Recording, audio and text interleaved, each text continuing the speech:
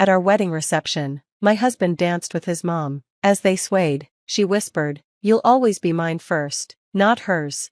He smirked and nodded. I walked up, grabbed the microphone, and said, "Let's show everyone the wedding gift you two gave me." Their smiles disappeared as the whole room saw what they'd been hiding. We got married at a beautiful, old venue in Savannah, Georgia. The place had brick walls, soft lighting from chandeliers, and felt classy, just like I always dreamed my wedding would be. Everything looked perfect on the outside. Brandon and I had been together for 4 years. He was charming, always knew the right things to say. In the beginning, he seemed thoughtful and caring. He planned weekend trips, gave me sweet little gifts, and made me feel special. But there was always something strange about his relationship with his mom, Margaret. Looking back, I should have seen the red flags. She kept inserting herself into our relationship, pretending she was just being helpful. If I planned a date night, she'd fake an emergency and guilt-trip Brandon into leaving. If I made dinner, she'd say no one cooked like she did. If I talked about our future, she'd smile tightly and say, "We'll see." It started small, and I ignored it. Now I realize I shouldn't have. During the reception, everyone was having fun, laughing, drinking, dancing. I sat at the sweetheart table, watching it all with a glass of champagne in hand. Then the DJ called for the mother-son dance. I expected a sweet moment. It's tradition, right? But what I saw made my stomach turn. Margaret walked up, smiling smugly. Brandon took her hand without hesitation. A slow song played. They danced. Then she leaned in close and whispered in his ear. He smirked. He nodded. That's when I knew, whatever she said wasn't normal. It wasn't sweet or sentimental. It was wrong. My whole body tensed, my heart pounded. I needed to know what she said. When the song ended, she pulled away slowly, her nails brushing his shoulder. Brandon smiled and walked off to grab a drink. I saw my chance. I stood up and walked over to her. "Beautiful dance," I said. She tilted her head, eyes sparkling like she knew a secret. "It was special," she replied softly. "What did you say to him?" I asked. She leaned in and whispered, "You'll always be mine first, not hers." She wanted me to hear it. She wanted to hurt me. And the worst part? Brandon didn't reject it. He agreed. I could have walked away right then. But I didn't. Because I had something they didn't know about. I had proof. And I wasn't going to let them win. I stood tall, smoothed my dress, and walked to the DJ booth. I took the mic and said, "Before we go on celebrating, I'd like to show everyone a little wedding gift my husband and his mother gave me." The room went quiet. All eyes were on me. Brandon stopped in his tracks near the bar. Margaret's smile vanished. I pulled a remote from my bouquet. It was connected to the big screen behind us. Their faces turned pale. I pressed play. The screen lit up. The truth played for everyone to see. The room went silent. All laughter stopped. Guests turned toward the screen, confused. Brandon stood frozen. His drink shook in his hand. Margaret gripped the table so hard her knuckles turned white. Everyone finally saw who they really were. They knew. They knew what was coming. The video started playing. The footage was a little blurry. It came from a small security camera I had secretly placed. Neither of them knew it was there. The screen lit up. We weren't at the wedding anymore. We were in Margaret's kitchen, the one place I always hated, because she made sure I never felt welcome there. Brandon was leaning against the counter, hands in his pockets, looking relaxed. Margaret stood across from him with a glass of wine, slowly swirling it like she wasn't in any rush. "You don't have to go through with this, you know," she said. Her voice was sweet, too sweet, the way she always talked when she was trying to get her way. Brandon sighed. "Mom, we've talked about this." "Have we?" she said, tilting her head, "because I don't think you get it. Once you marry her, things will change, and I don't like that." Brandon gave a short laugh. "It's not like that. You'll still be my..." She cut him off, stepping closer. "Will I?" She put her wine glass down and touched his face. Her nails slowly dragged down his cheek, staying there just a bit too long. People in the wedding hall gasped. Some of my bridesmaids covered their mouths. On the screen, Margaret looked intense, almost hungry. "I raised you. I made you who you are. She doesn't really know you," she whispered. "She never will." Brandon let out a breath. Like this was a conversation they'd had many times before. Like this was normal. Then came the part that broke me. "You'll always be mine first," Margaret said. not hers. And right there, in front of everyone, my new husband smiled. And nodded. I know, he said. The room exploded. People gasped, some whispered. Chairs scraped the floor as guests shifted in shock. Brandon rushed toward me. I took a step back and held up my hand. Aha, I said, we're not done. Brandon's chest was rising and falling fast. His hands were clenched into fists. Where the hell did you get that? He asked, his voice low and angry. Margaret stood up, eyes wild. You sneaky little. Sit down, I said. My voice wasn't loud, but it cut through everything. And the video wasn't over yet. The screen changed. A new clip started playing. This time, it was Brandon in a hotel room. But he wasn't alone. More gasps. A woman walked into view. Not me. Not Margaret. Someone else. She was tall, brunette, and beautiful in a cold, effortless way. She wore a silk robe, her nails perfect. I knew her right away. Brandon's ex. She walked up to him, wrapped her arms around his neck, and kissed him like she'd done it 1,000 times before. The room exploded. People shouted, some screamed. Margaret collapsed into her chair, pale as a ghost. Brandon looked from the screen to me, stunned. He opened his mouth, but nothing came out.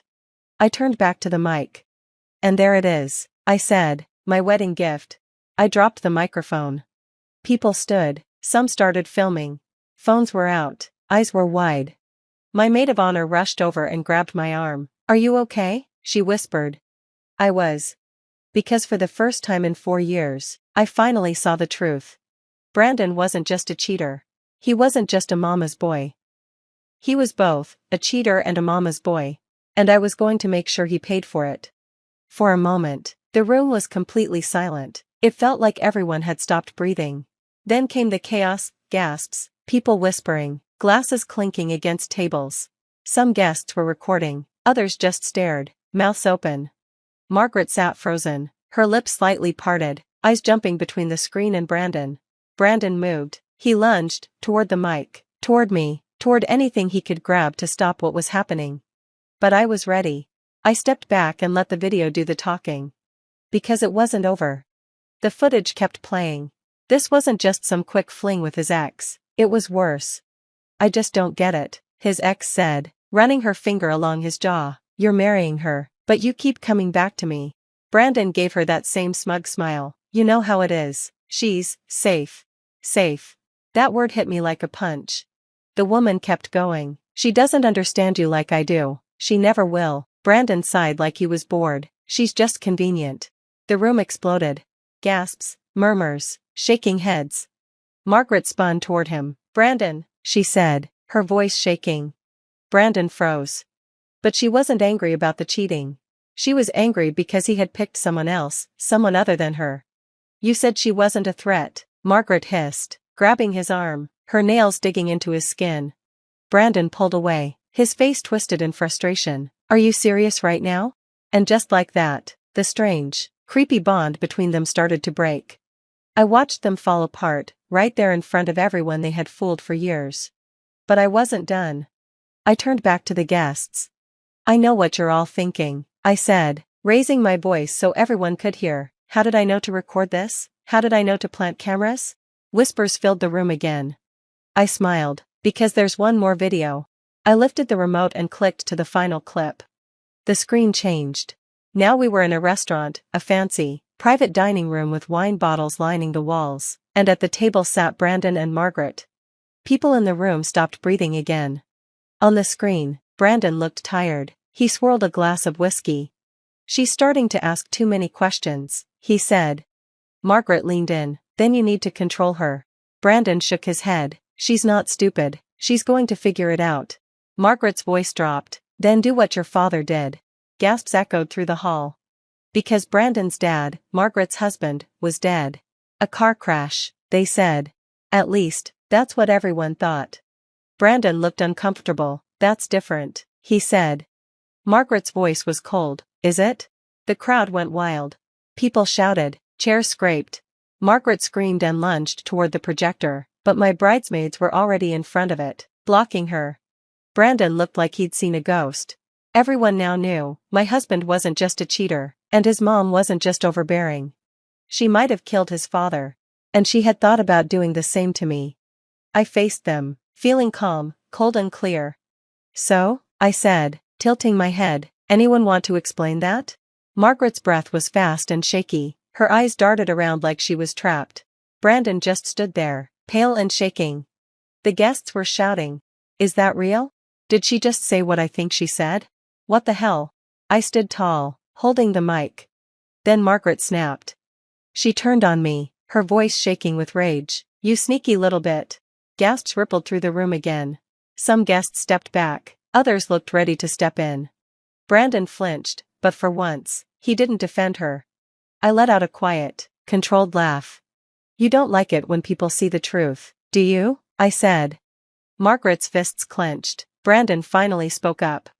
This isn't what it looks like, he said weakly. I wasn't really. I turned to him so fast he went silent. Which part, Brandon? I asked. The part where you let your mom control you? The part where you cheated on me? Or the part where you sat across from her while she talked about making me disappear? He had no answer. Just opened and closed his mouth like he couldn't breathe. Margaret pointed at me, shaking. You've ruined everything. You think you're so smart, but you don't understand this family. I think I understand just fine, I said calmly. You controlled your husband, and when he stopped obeying, you got rid of him. I looked straight at Brandon. And you? You were next. Her next puppet. I watched his face change, realization hitting him like a truck. He whispered, "Oh my God." For the first time, I saw real fear in his eyes. Not fear of losing me. Fear of her. Margaret went still, her face turned cold and blank. I turned to the guests, my people and his. They came to watch a wedding. They ended up watching a nightmare unfold. You all saw it, I said calmly. If anything happens to me, you'll know exactly who to blame. Margaret laughed, but it didn't sound real. You think you're clever, she said. No one's going to believe you. I raised an eyebrow. They already do. They just watched the video. She looked around the room, panicked. That's when she saw them, phones out, people filming and even live streaming. This wasn't just some family drama anymore. This was proof. Then Brandon grabbed my wrist suddenly. Please, he whispered, his voice shaking. You don't understand. She won't let me go. She never has. She never will. For just a moment, I saw true fear in his eyes. At his own wedding, he was begging me, not to stay, but to save him. From her. Margaret's face twisted with anger, her hand clenched around her wine glass. You weak little boy, she spat. You think she's helping you? She just ruined your life. Brandon let go of me like my touch burned him. And then, something I'll never forget. Margaret raised her hand to slap him. But this time, Brandon didn't just take it. He caught her wrist. The room went completely silent. He stared at her, shaking all over. You don't control me anymore, he said quietly. Margaret froze. For the first time, she looked scared. And then, the biggest shock of all. Someone stepped forward from the crowd. An older man with gray hair. He looked familiar. Margaret's face turned pale. Because standing in front of her, alive and breathing, was someone who was supposed to be dead. Her husband. Brandon's father. The man she had told everyone was gone. Gasps, people whispering, phones still filming. Margaret stumbled back, grabbing a chair to steady herself. You. She said, barely able to speak. Brandon's dad looked straight at her, surprised. Margaret couldn't move. Brandon turned to him, wide-eyed. Dad? His father nodded slowly. I wanted to come back sooner, but I needed proof, real proof. Margaret dropped into the chair like all the strength had left her. The truth was out, she hadn't killed him. He had faked his death to get away from her. And now he was back, to help end her reign for good. The police were called, not just because of the threats against me, but for years of lies, abuse, and stolen money. Margaret was dragged out screaming. Brandon just stood there, stunned, as everything around him fell apart. I didn't know if I felt sorry for him. Maybe just glad it was over. One thing I knew for sure, I was never going to be a stand-in for his mom. And I wasn't going to be someone's backup plan. So when Brandon looked at me with watery eyes and said, "Can we talk?" I smiled, lifted my wedding dress, and walked away. Because this was no longer my mess. I got the marriage annulled. Brandon moved far away, probably to escape the mess his family left behind. As for Margaret, she ended up exactly where she belonged. And me? I started fresh, no drama, no lies, no toxic mother-in-law. Just peace. And honestly, that was the best wedding gift I could have ever given myself. Being an identical twin is like living with a mirror that has its own agenda. For 28 years, I shared everything with my sister Madeline. Same face, same voice, same silver blonde hair that our grandmother always said marked us as true Blackwoods. But we couldn't have been more different on the inside. I'm Emma Blackwood, the twin who chose a quiet life running a small art gallery in Boston. Madeline became a high-powered investment banker in New York, collecting designer labels and wealthy boyfriends like trophies. Our parents were prouder of her, naturally. Who wouldn't prefer a daughter who made millions over one who spent her days hanging paintings? But our grandmother, Catherine, was different. She saw through the surface similarities, understood who we really were beneath our identical faces. While our parents fawned over Madeline's banking success, Grandma quietly supported my passion for art, helping me open my gallery when no one else would. "You have a gift, Emma," she'd tell me during our Sunday afternoon teas in her Victorian mansion. "You see beauty where others see only dollar signs." Those afternoons were sacred. Madeline never came. She was always too busy with work. But that was fine with me. It meant I had Grandma Catherine all to myself. Then came the call that changed everything. I was in my gallery, hanging a new collection, when my phone buzzed. My mother's voice was tight with barely controlled grief. "Emma, it's Grandma Catherine. There was an accident." The world tilted sideways. I gripped the edge of my desk, knocking over a cup of coffee. The dark liquid spread across the pristine white surface like spilled ink. What happened? A car crash. She didn't make it. I don't remember much about the next few hours. Somehow I made it to my apartment, packed a bag, canceled appointments. My assistant Jennifer promised to handle everything at the gallery. The drive to my grandmother's estate in the Berkshires was a blur of tears and memories. Every mile marker reminded me of another Sunday tea, another quiet conversation, another moment when Grandma Catherine had been the only person who truly saw me. I arrived to find the sprawling Victorian mansion already full of relatives. Cousins I barely knew lounged in the parlor. Aunts whispered in corners. Uncles argued about property values. My parents stood in the foyer, greeting people with practiced sadness. But Madeline was nowhere to be seen. "She's flying in from Dubai," my mother explained, smoothing her already perfect hair. "Some important client meeting she couldn't reschedule." Of course, even our grandmother's death wouldn't disrupt Madeline's precious career. The next few days passed in a haze of funeral arrangements and family politics. I retreated to my grandmother's library whenever I could, surrounding myself with her beloved books and the faint scent of her rose perfume that still lingered in the air. That's where I was when Madeline finally arrived, 3 days after the accident. "Oh good, you're here," she said, dropping her Hermes bag on an antique table. "Have they read the will yet?" No hello, no tears. Not even a pretense of grief. "She's barely cold," I said, my voice tight with anger. Madeline rolled her eyes. "Don't be dramatic, Emma. We all knew this was coming." Grandma was old. She was 68. Details. She waved her hand dismissively. "The point is, there's $40 million at stake. Plus the house, the art collection. We need to be practical." I stared at my twin, trying to find some trace of the sister I'd grown up with. We still had the same face, but looking at her was like seeing my features arranged into a stranger's expression. "The reading is tomorrow," I said finally. "Mr. Harrison, Grandma's lawyer, is handling everything." "Perfect." Madeline smiled, but it didn't reach her eyes. "Get some rest, sis. Tomorrow's going to be interesting." Something in her tone made me uneasy, but I pushed the feeling aside. I was too exhausted, too grief-stricken to analyze my sister's cryptic comments.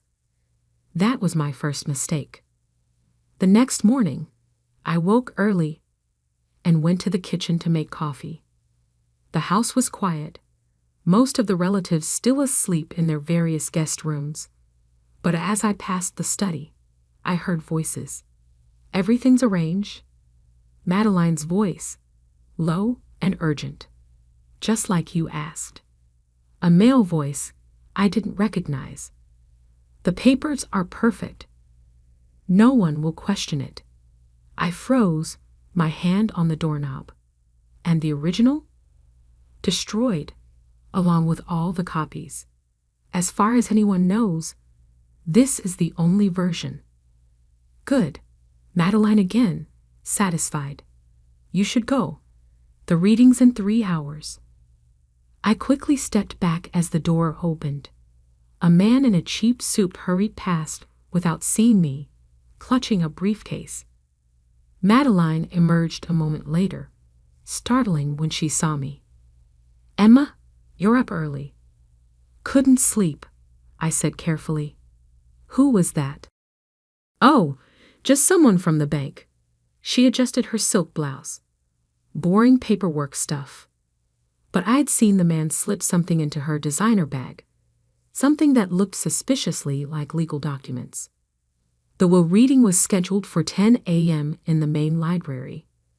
Mr. Harrison, a small man with wire-rimmed glasses who'd been our grandmother's lawyer for 30 years, arranged us all in a semicircle. My parents sat together on the antique sofa. Various aunts and uncles claimed the matching armchairs. Cousins perched on ottomans or leaned against bookshelves. Madeline took a seat directly across from Mr. Harrison, her expression carefully neutral.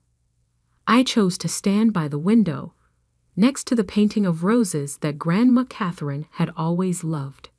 Something felt wrong. The conversation I'd overheard, Madeline's strange behavior. "Before we begin," Mr. Harrison said, adjusting his glasses, "I want to express my personal condolences.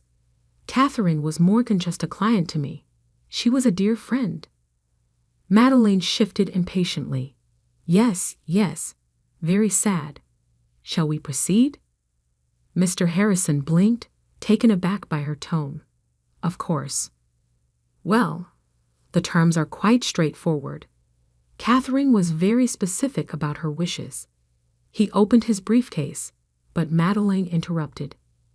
"Actually," she said smoothly, "I have something you should see first." She pulled out a document, the same one I'd seen the mystery man give her earlier. "What's this?" Mr. Harrison frowned, taking the papers. "Grandma's real will," Madeline announced. "Dated just 2 weeks ago. She gave it to me for safekeeping." The room erupted in whispers. I felt my heart start to pound. "This can't be right," Mr. Harrison muttered, scanning the document.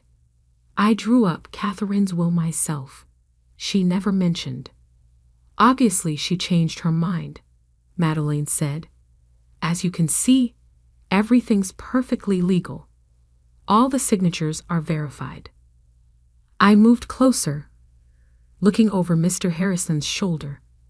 The will looked authentic, same legal language, same formatting. But something was wrong. The signature. It looked like Grandma's. But then I saw it. The terms of the new will were simple.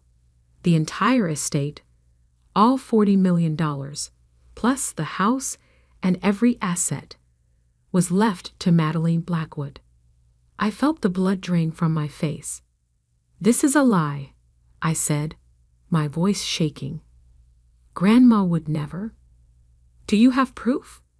Madeline challenged, her eyes glinting. Because I have a legally binding document right here. The room fell silent as everyone stared at us, identical faces locked in a battle of wills. Mr. Harrison, I turned to the lawyer desperately. You know this isn't right. You knew Grandma better than anyone. I'm sorry, Emma, he said slowly. But if this will is authenticated, my hands are tied. Madeline's smile was triumphant. Well then, I believe that settles everything. As the sole heir, I'll need everyone to vacate the premises by tomorrow morning. You can't do this, I whispered. She stood, gathering her things with practiced elegance. I already have, dear sister, and you can't prove otherwise. As the family filed out in shocked silence, I remained rooted to the spot, staring at the painting of roses. Grandma Catherine had taught me to paint those roses herself, spending countless patient hours helping me get the shadows just right. Now my twin sister had stolen everything, our grandmother's legacy, my inheritance, even my identity. Because that signature on the will, it wasn't Grandma's at all. It was mine. Being identical twins meant sharing DNA, fingerprints, and virtually indistinguishable signatures. My entire life, I'd been careful about signing documents precisely because I knew Madeline could mimic my handwriting perfectly. But I never imagined she would use my signature to forge our grandmother's will.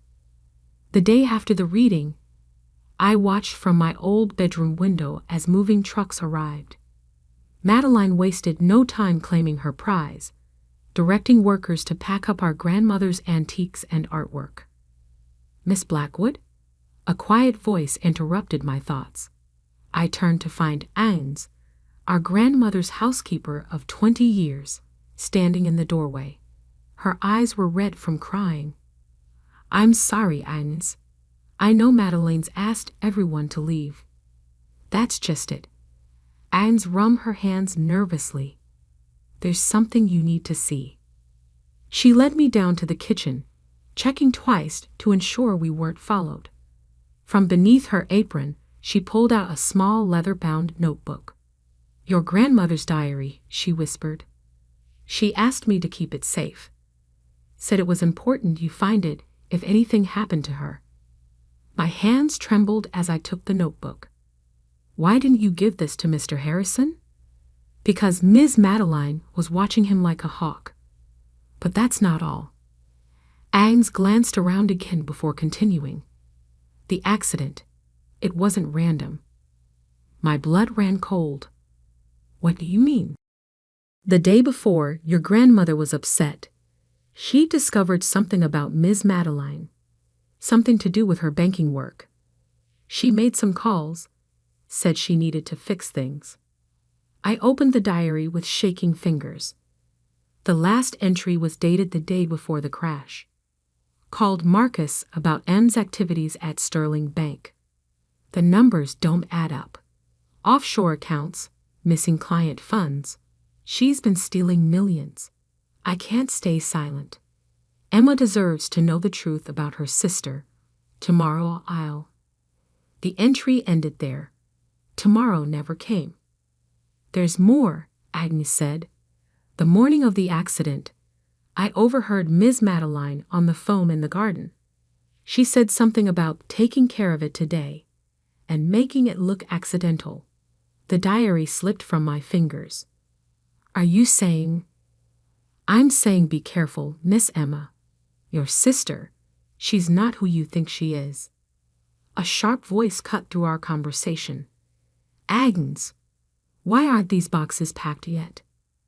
Madeline stood in the doorway, her eyes narrowing as she saw us together. Agnes quickly gathered some cleaning supplies and hurried out. Still here, Emma. Madeline's tone was honey-sweet poison. I thought I made it clear the house needs to be emptied. I met her gaze steadily. Did you kill her? The question hung in the air between us. Madeline's smile never wavered. What an awful thing to suggest, she said softly. Grief makes people say such terrible things. She knew about Sterling Bank, I pressed, about the missing money. Something flickered in Madeline's eyes. Surprise? Fear? But it was gone instantly. I don't know what you think you know, she said, but I suggest you leave. Now, before you say something you'll regret. Or what? You'll arrange another accident? She stepped closer, her face, my face, inches from mine. Prove it, she whispered. Prove any of it. You can't, can you? Just like you can't prove the will is forged. It's your word against mine, sister dear. And I have $40 million worth of lawyers on my side. She was right. I had no proof, just a diary entry, a housekeeper's statement, and horrible suspicions. But I had something else, the truth about who I was, who we both were. You forgot one thing, Madeline, I said quietly. Grandma didn't just teach me about art. She taught me about family history, about the Blackwood legacy. Boring stories about dead relatives, she scoffed. What's your point? My point is, I know things you don't. Things about this house, about Grandma's real fortune. Things she only shared during those Sunday teas you were too busy to attend. Uncertainty crept into her expression. You're bluffing? Am I? I smiled, channeling her own cold confidence. Guess you'll find out. I walked out of the kitchen, feeling her eyes boring into my back. At the front door, I paused. Oh, and Madeline? Don't touch the painting of roses in the library. Some art is worth more than money. It was a shot in the dark, but I saw fear flash across her face. She knew something about that painting, something she didn't want me to discover. In my car, I pulled out my phone and made 2 calls. The first was to an old friend from art school who now worked as an authenticator for major auction houses. Sarah, I need you to look into something. A painting of roses, circa 1940s, artist unknown. The second call was to a private investigator recommended by one of my gallery clients. I need everything you can find on Sterling Bank's offshore accounts. Focus on transactions authorized by Madeline Blackwood. Finally, I called Mr. Harrison. Meet me tomorrow, I said when he answered. There's something you need to know about Grandma's real will. Most people think revenge takes a long time, but sometimes justice strikes like lightning, fast, bright, and impossible to escape. It took exactly 3 days to destroy everything Madeline had stolen. I met Mr. Harrison at a small cafe far from the estate. His hands shook slightly as he read Grandma's diary. My God, he whispered. I knew something was wrong. But this, I need your help, I said. The painting in the library. Did Grandma ever mention anything special about it? He looked up sharply. She did, actually. About a month ago, she had me update her will. Said something about important papers being where the roses never fade. My heart raced. The painting. I'd always wondered why Grandma insisted it never be moved, never be cleaned by anyone but her. Mr. Harrison, I need you to stall the estate transfer. Just for 24 hours. He nodded grimly. I'll file some paperwork.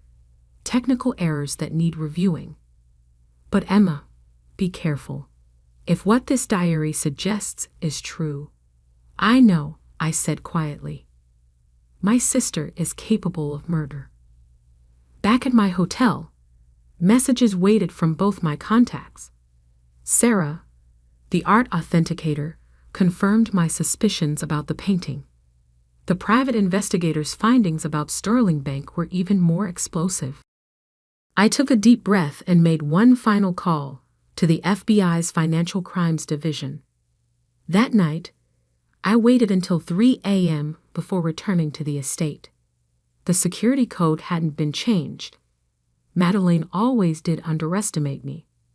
The house was dark, empty except for the furniture Madeleine hadn't yet moved.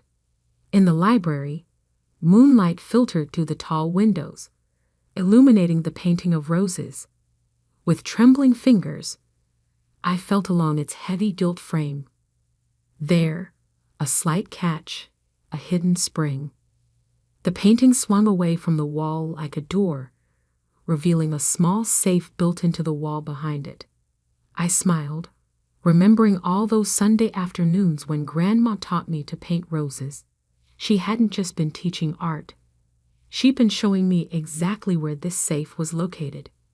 The combination was simple: my birthday, not Madeleine's. She'd been born 2 minutes later. This was how Grandma had always told us apart, by remembering who came first. Inside the safe lay a stack of documents: bank records, surveillance photos, and a USB drive. But most importantly, there was another will. The real will, dated just 3 days before Grandma's death, with a letter attached. My dearest Emma, if you're reading this, something has happened to me. I've discovered what Madeleine has been doing at Sterling Bank. The stolen money, the fake accounts, all of it. I've gathered proof, but she knows I know. I fear what she might do. I'm leaving everything to you because you're the only one who understands what truly matters. The money, the house, they're just things. But integrity, truth, justice, these are the real Blackwood legacy. All my love, Grandma Catherine. P.S. Give the USB drive to the FBI. They'll know what to do. At that moment, lights flooded the library. Madeleine stood in the doorway, her face twisted with rage. "How did you know?" she demanded. "Because I paid attention," I said calmly, despite my pounding heart. "All those Sunday teas you missed, all those boring family stories you ignored. Grandma wasn't just sharing memories, she was leaving clues." "Give me those papers," she snarled, stepping forward. "It's too late," I replied. "The FBI already has copies of everything. They're probably at Sterling Bank right now, seizing records of all your offshore accounts." Her face went pale. "You're lying." "Am I?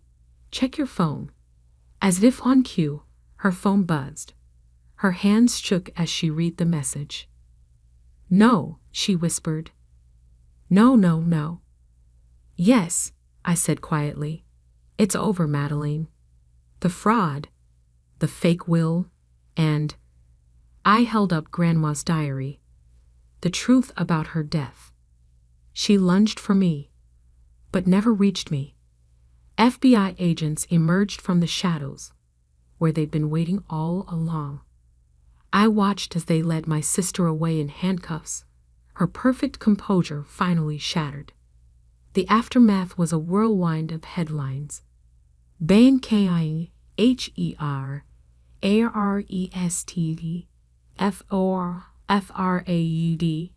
and MURDER. Twin sisters, inheritance battle, REVAL, DADY Heskijin, Sterling Bank SKADAL, Bly LLHONS, and CLIENT Philandes messing. The truth came out quickly after that. Madeleine had been stealing from clients for years, hiding the money in offshore accounts. When Grandma discovered her scheme, Madeleine arranged the accident, not realizing Grandma had already documented everything. The forged will was just her final attempt to gain control of all evidence against her. She never imagined the real proof would be hidden behind a simple painting of roses.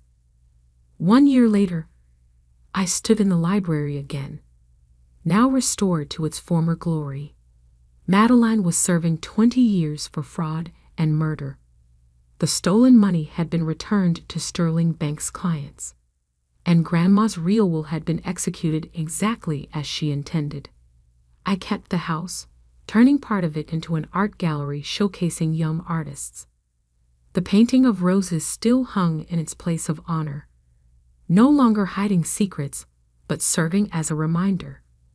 Sometimes justice blooms in unexpected places. Agnes still worked as housekeeper, now more family than employee. Mr. Harrison helped manage the charitable foundation I'd established with half of my inheritance, supporting arts education for underprivileged children. Your grandmother would be proud, he told me one afternoon, watching local kids take art lessons in what used to be the formal dining room.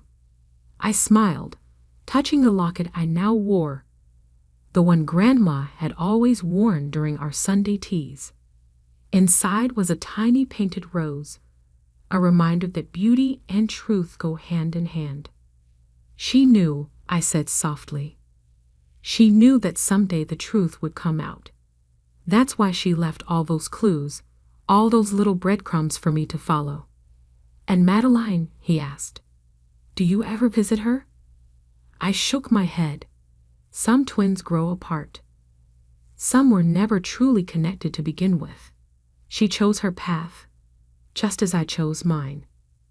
Later that evening, I sat in Grandma's library, my library now, and opened her diary to the last page. Below her final entry, I had added my own. Dear Grandma, justice has been served. The roses still bloom, the truth still shines, and your legacy lives on. Not in money or property, but in the lessons you taught me, that art can reveal truth, that patience defeats greed, and that real wealth isn't counted in dollars, but in integrity. Thank you for showing me the way. Love always, Emma. Outside, the sun set over the Berkshire Hills, painting the sky in shades of rose and gold. Sometimes karma doesn't just strike. It blooms, slowly and surely, like flowers in an eternal garden. You want to do what? My father's voice echoed through our pristine suburban kitchen, making the designer light fixtures tremble. His face, already red from his third scotch of the evening, darkened to an alarming shade of purple. I want to start a software company, I repeated, trying to keep my voice steady. I've already developed a prototype. It's a platform that helps small businesses. Absolutely not. He slammed his glass down. We didn't pay for your Stanford degree so you could waste your life on some pipe dream. You're joining the family business. End of discussion. I looked at my mother, hoping for support. She sat perfectly still at our marble island, maintaining her usual careful distance from conflict. The diamond tennis bracelet I'd given her for Christmas, bought with my savings from secret freelance coding jobs, glinted on her wrist. Mom, I tried. You've seen how many small businesses are struggling with digital transformation. My platform could really help. Daniel. She sighed, examining her manicure. Your father's right. This tech obsession of yours, it's not practical. Norton Industries needs you. The company's been in the family for 3 generations. What they really meant was that Norton Industries, our family's industrial supply business, was failing. They needed my programming skills to modernize their outdated systems, to help them compete in a rapidly digitizing market. But I had bigger dreams. I'm not asking for money, I said. I have savings. I just need some time, Time. My father barked out a laugh. You want time to play with computers while real businesses are at stake. While your sister is already making partner at her law firm. Ah, yes, my perfect older sister, Sophia. Harvard Law, youngest partner in her firm's history, married to a surgeon. The standard against which all my failures were measured. This isn't playing, I insisted. I've already got interest from potential clients. Small businesses need affordable software solutions, and the big tech companies aren't serving them. My platform cooled. The glass shattered against the wall inches from my head. Enough! My father roared, whiskey dripping down the expensive wallpaper. You have a choice. Join Norton Industries on Monday or get out. See how long you last without our support. My mother flinched at the noise, but said nothing. She never did.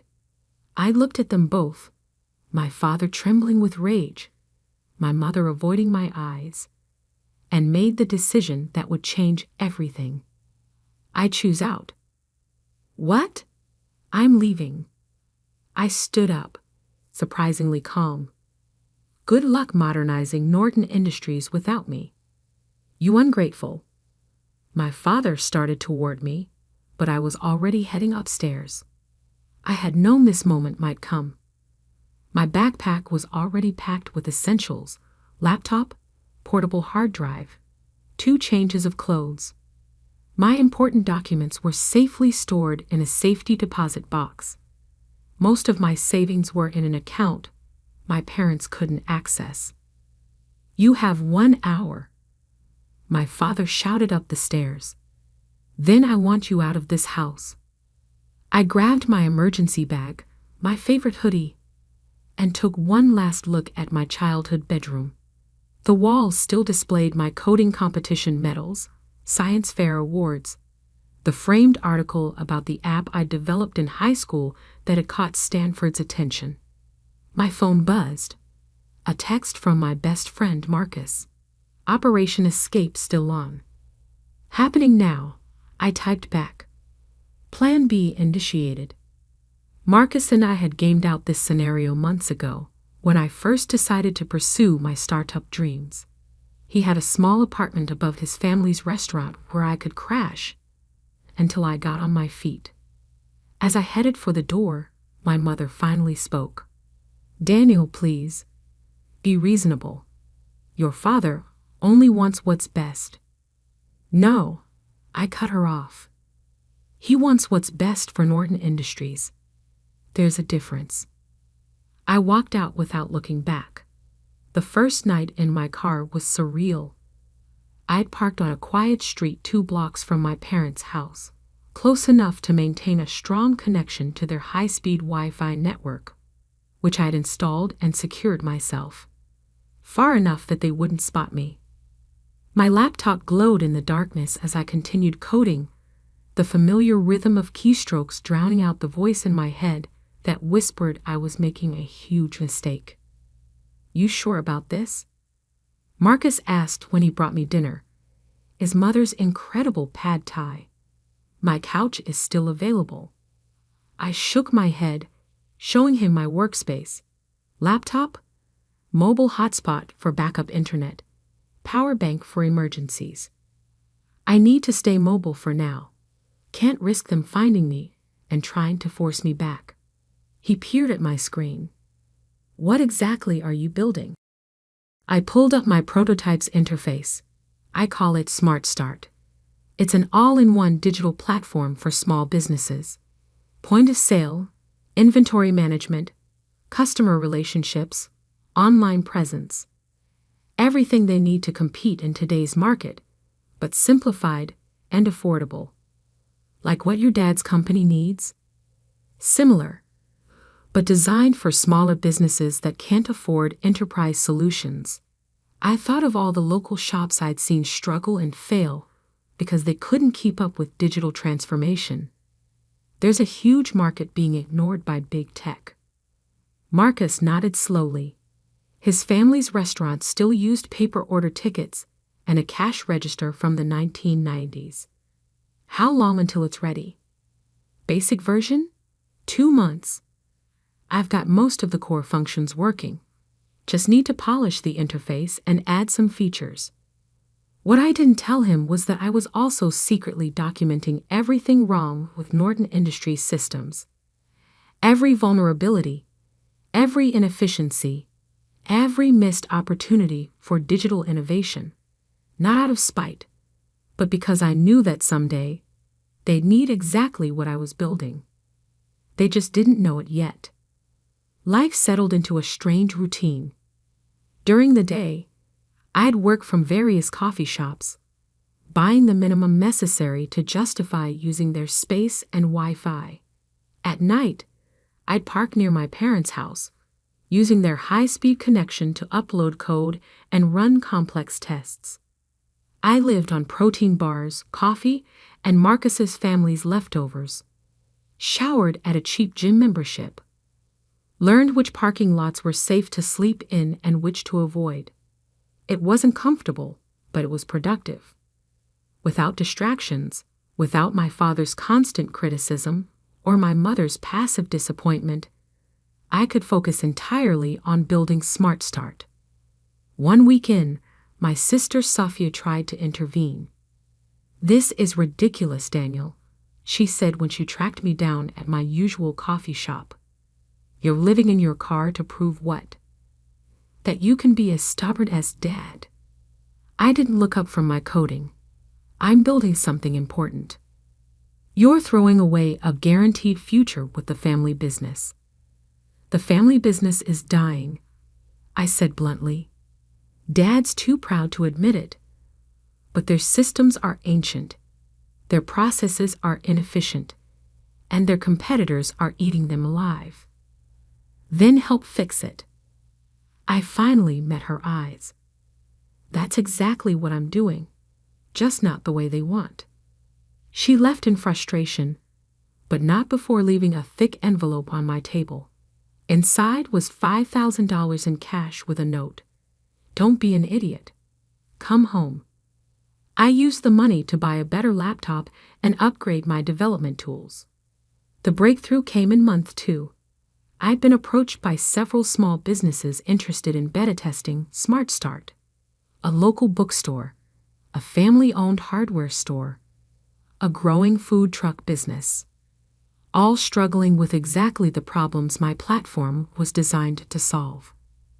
"This is exactly what we need," the bookstore owner said after I demonstrated the inventory management system. "QuickBooks is too complicated, and the custom solutions are too expensive. How much would this cost?" I quoted a price that made her eyes light up, deliberately lower than market rate, designed to build word of mouth. By month 3, I had paying customers. Small amounts, but steady income. Enough to rent a tiny studio apartment, though I kept it off the lease to stay under my parents' radar. Then came the call that changed everything. "Is this Daniel Norton?" The voice was professional, authoritative. "Yes. This is Charles Widener from Tech Fund Ventures. We've been hearing interesting things about your Smart Start platform." My heart stopped. Tech Fund Ventures was one of the most prestigious early-stage investors in the country. One of our portfolio companies mentioned your solution. Said it's exactly what the small business market needs. Would you be interested in discussing potential investment? I gripped my phone tighter, thinking of all the nights coding in my car, all the meals skipped to buy server time, all the doubts and fears pushed aside to pursue this dream. "Yes," I said, "I would definitely be interested." What I didn't know then was that this conversation would set in motion a chain of events that would not only validate my vision, but also bring me face to face with my family's business failures in a way none of us could have predicted. The Tech Fund Ventures office occupied the top floor of a gleaming downtown skyscraper, exactly the kind of place my father would approve of. I adjusted my one good suit, bought secondhand for investor meetings, and tried not to look like someone who'd been living in his car 2 months ago. Charles Widener was younger than I expected, maybe early 40s, with the relaxed confidence of someone who'd made his fortune in the first dot-com boom. "Walk me through it again," he said, gesturing to the conference room's massive display where my Smart Start demo was running. I pulled up the interface that had become as familiar as my own reflection. Small businesses are drowning in digital complexity. They need e-commerce, inventory management, customer relationship tools, but existing solutions are either too expensive, too complicated, or too limited. I demonstrated how a small business owner could set up their entire digital presence in under an hour. Point of sale, inventory tracking, customer communications, even basic analytics, all integrated, all simple enough for anyone to use. "And this scales?" Charles asked. "Completely. The architecture is cloud-based, modular. We can add features as businesses grow, integrate with other platforms, but the core stays simple." He nodded slowly. "And your current users?" 28 paying customers, all from word of mouth. 0 churn rate. Average user engagement is 4 hours daily. "That's impressive." He pulled up another screen. My company's incorporation documents. Innovative Solutions LLC. Registered 6 months ago. "Yes, all self-funded so far." He studied me carefully. "You're Jonathan Norton's son." My heart skipped. "You know my father?" "Norton Industries was one of my first investments, back in the day, before your father bought out the minority shareholders." His expression turned thoughtful. "They're having trouble adapting to digital markets, I hear." I kept my face neutral. "I wouldn't know. I'm not involved with Norton Industries." "Interesting." He tapped his tablet, and a new document appeared on the screen. "We'd like to offer you seed funding. $2 million for a 20% stake." I tried not to show how my hands were shaking. $2 million. More money than I'd ever imagined having access to. "There's one condition," Charles continued. "We want you to expand your focus. Small businesses are good, but mid-sized enterprises need these solutions too. Companies like, say, Norton Industries." And there it was. The trap I'd been both expecting and dreading. "You want me to target my family's business." He smiled slightly. "I want you to target a market segment that desperately needs modernization. The fact that your father's company might benefit is incidental." I thought about all the nights I'd spent parked outside my parents' house, using their Wi-Fi to build something they'd dismissed. About my father's rage and my mother's silence. About the small businesses already thriving with Smart Start. "I'll need full control of the company's direction," I said. "No interference with the core mission." "Of course." He slid a folder across the table. "Have your lawyers review it. But Daniel, don't wait too long. This market won't stay open forever." I signed the deal 3 days later, after my sister Sophia, still a better lawyer than she knew, reviewed every clause. "You're really doing this," she said, handing back the marked-up documents. "Going directly against Dad's business. I'm building something that could save his business," I corrected, "if he's willing to see it." She shook her head. "You know he won't. Not coming from you." She was right, of course, but I had a plan for that too. The next 6 months were a blur of scaling up. I rented real office space, a converted warehouse that would have given my mother a heart attack. Hired developers, designers, sales staff. Marcus came on as head of customer success, his experience with small business owners proving invaluable. Smart Start grew faster than even Charles had predicted. Word spread through business communities about the platform that actually delivered on its promises. Our user base exploded from dozens to hundreds, then thousands. Then came the article that changed everything. Digital David versus Goliath. How Smart Start is disrupting enterprise software. The tech press had finally noticed us. The article praised our innovation, our focus on user experience, our ability to help small businesses compete with larger corporations. It also mentioned, almost as an aside, that I was the estranged son of Jonathan Norton. My phone rang minutes after the article went live. "Sophia. Dad's furious," she said without preamble. "He's calling an emergency board meeting." "Why?" "Smart Start isn't competing with Norton Industries." "No, but 3 of their biggest customers just announced they're switching to your platform." I sat back, stunned. We'd been so focused on small businesses, I hadn't noticed the mid-sized companies starting to adopt Smart Start. "There's more," Sophia continued. "Their latest quarterly numbers. They're bad, Daniel. Really bad. The board is talking about forcing Dad out if he doesn't modernize their systems." I pulled up Norton Industries' public financial reports. The numbers were worse than I'd imagined. Their stock had dropped 40% in 6 months. Customer churn was accelerating. Their ancient software systems were literally driving them toward bankruptcy. "They need help," I said quietly. "They need you," she corrected.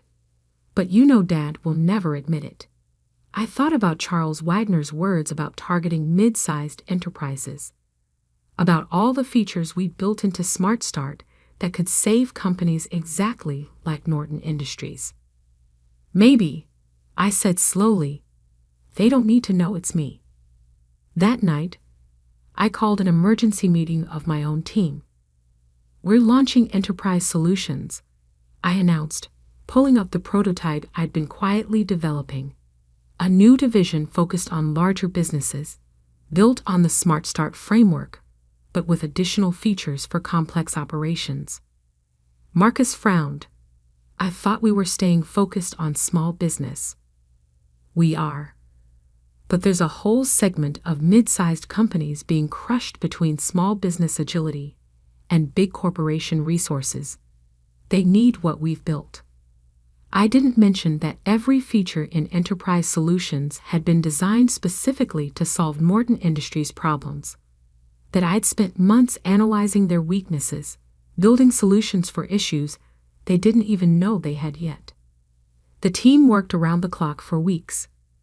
We launched Enterprise Solutions under a new brand, through a subsidiary company that couldn't be easily traced back to me. The marketing targeted companies exactly like Norton Industries, established businesses struggling with digital transformation. Then we waited. It didn't take long. Norton Industries' new chief technology officer, hired in desperation after their last system crash, reached out within days of our launch. The meeting was set for their headquarters. I watched via secure video feed as our sales team, carefully chosen to have no connection to me, presented Enterprise Solutions to my father and his board. I saw the moment he realized this was exactly what they needed. Saw him fight against admitting it. Saw the board members' eager questions about implementation and pricing. The investment would be significant, our sales lead explained, but the potential return. "We'll need to see other options," my father interrupted. "Jonathan," an older board member, leaned forward. "We've seen 12 presentations in 2 months. This is the only solution that actually addresses our specific needs. And their track record. Impressive results with similar companies," another board member chimed in. "My cousin's manufacturing business switched to their system last quarter. Saw immediate improvements." I watched my father's face as he realized he was losing this fight. The board wanted change. Their customers demanded it. Enterprise Solutions was their best chance at survival. "Fine," he growled. "Start the procurement process." I closed the video feed, feeling strangely hollow. I'd done it. Created exactly what Norton Industries needed. Proved my vision was right. So why didn't it feel like victory? The answer came 3 days later when Sophia called again. "Dad's drinking," she said without preamble. "Really drinking? Mom's talking about separation." My stomach clenched. Because of Enterprise Solutions? Because he knows he failed.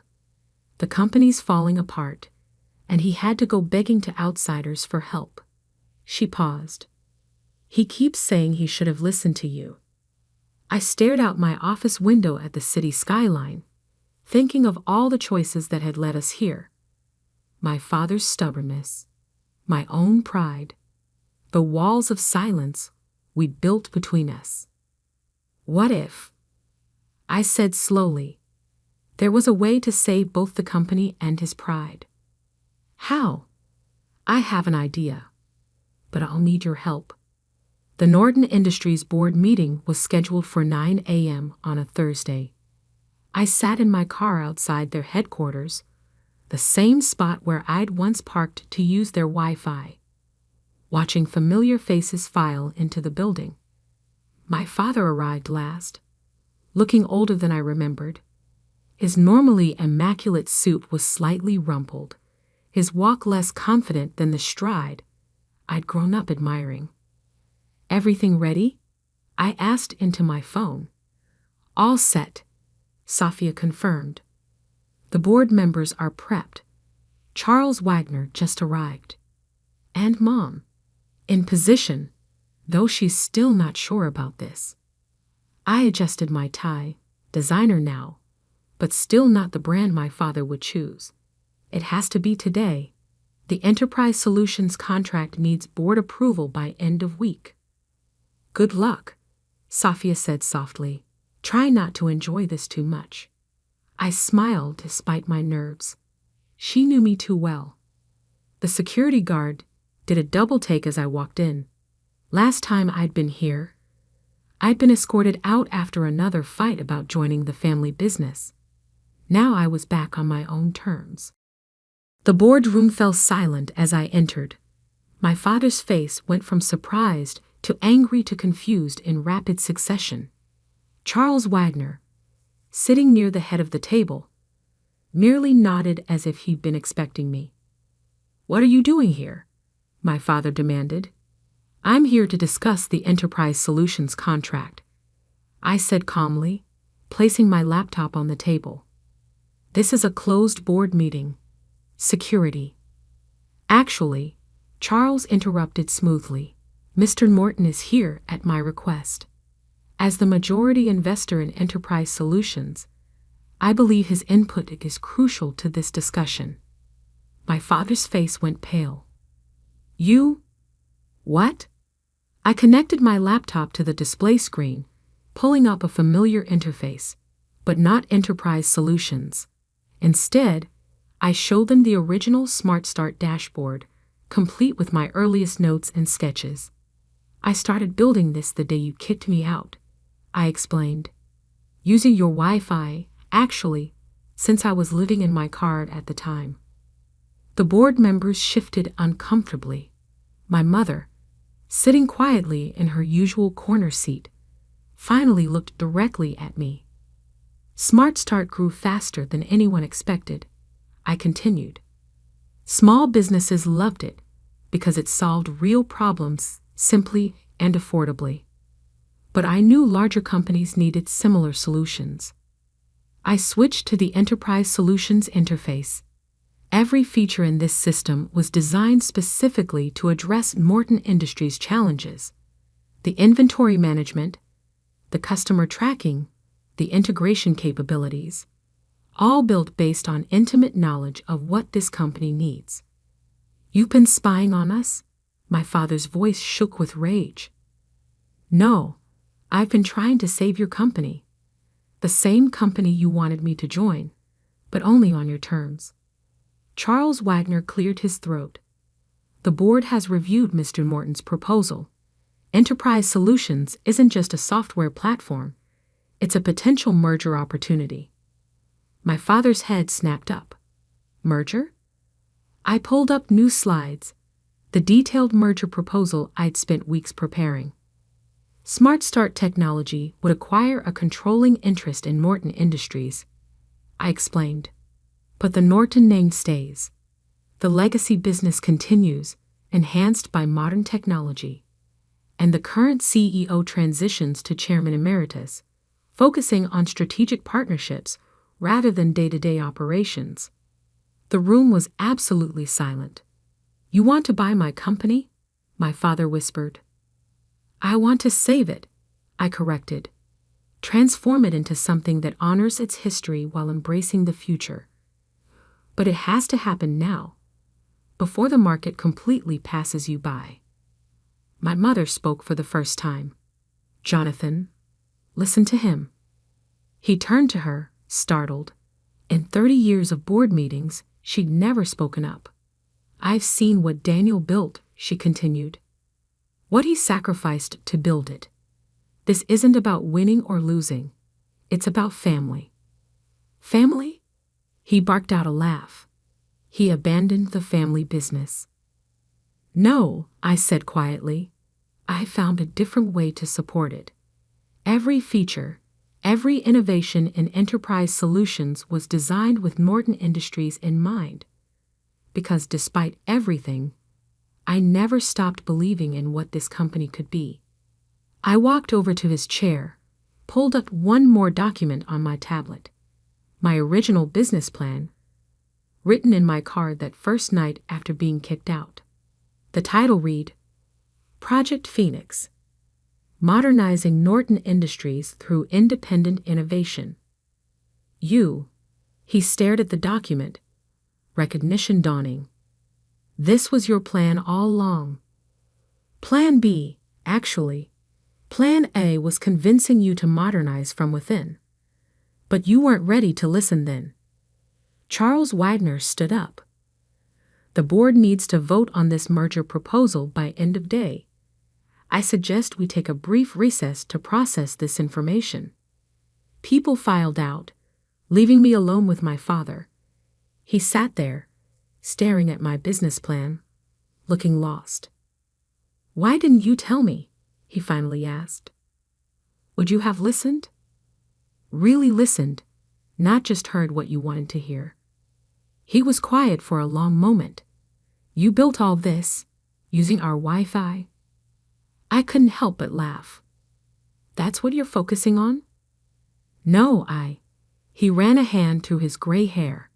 "I'm trying to understand how my son went from living in his car to offering to buy my company in less than 2 years. The same way you built this company. By seeing an opportunity everyone else missed. By working harder than anyone thought possible. By believing in something bigger than myself." He nodded slowly. "Your grandfather would have loved this, you know. He always said the best business lessons come from proving the skeptics wrong.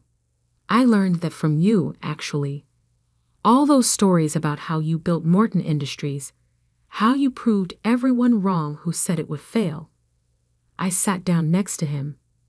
"I just did it my way, instead of yours." The board voted unanimously to approve the merger. My father, after the longest pause of my life, voted yes. The transition wasn't smooth. Change never is, especially in family businesses. But slowly, surely, Norton Industries began to transform. We kept the name, but modernized the brand.